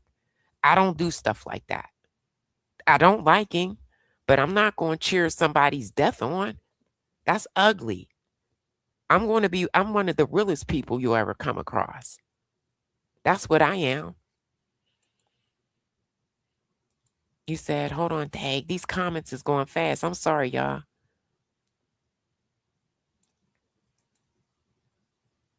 They're always bringing up the previous. I know President Trump is president now.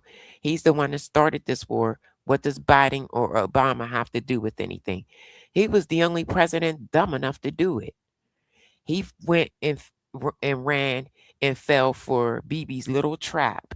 And I showed you guys a video on that.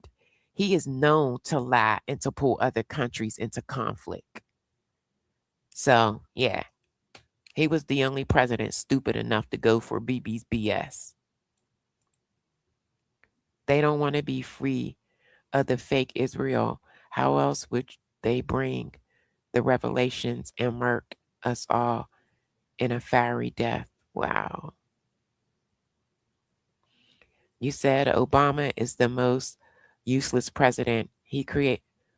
Come on, man. You got to go. You doing too much. You being way too disrespectful.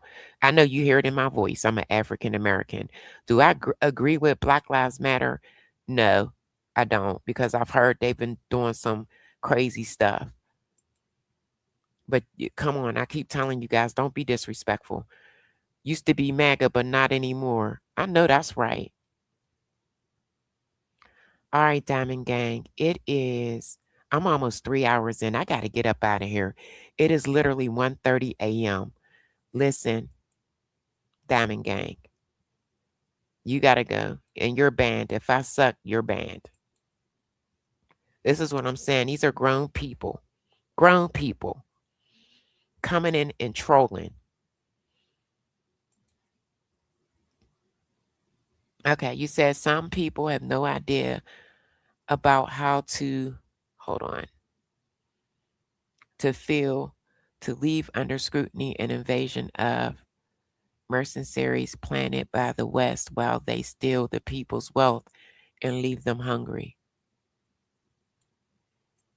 You said the greatest president of my lifetime is Obama. I'm proud to say that I was alive to see it. Mentally, yeah, Trump is, woof. You're welcome. He needs an evaluation. Somebody said, love our President Trump. You see how Brandy just made that comment? And I highlighted it. And it's not what it's different from my opinion, and I'm okay with it because she was respectful. That's all you got to be, is respectful. You're welcome. Thank you. Thank you so much for coming through. Diamond Girl, please subscribe. Y'all subscribe. I can't see them yo-yo trolls. I'll be on like BBL. Some of them get through and I'm cool with it. If I see a comment, that part, I'm going to pray for him in his mental state of mind. Because it's out there. He said, we don't hate over here. We just have common sense. That part. Yes, I've been learning more about BB. John Oliver did a good piece on him. BB is something else. He's a liar. You Christina or whatever. You can't cuss in here. Come on, y'all. All right, let me get up out of here. All right, Diamond Gang, make sure you keep your notifications on. Subscribe to the channel. I want to say shouts out to my subscribers. And if you're new here, shout out to you. Shout out to my beautiful mods. Listen, you ain't got to go home. But guess what? You got to get up out of here. And I'm out. See you guys. I will be live tomorrow to cover what happens. So stay tuned.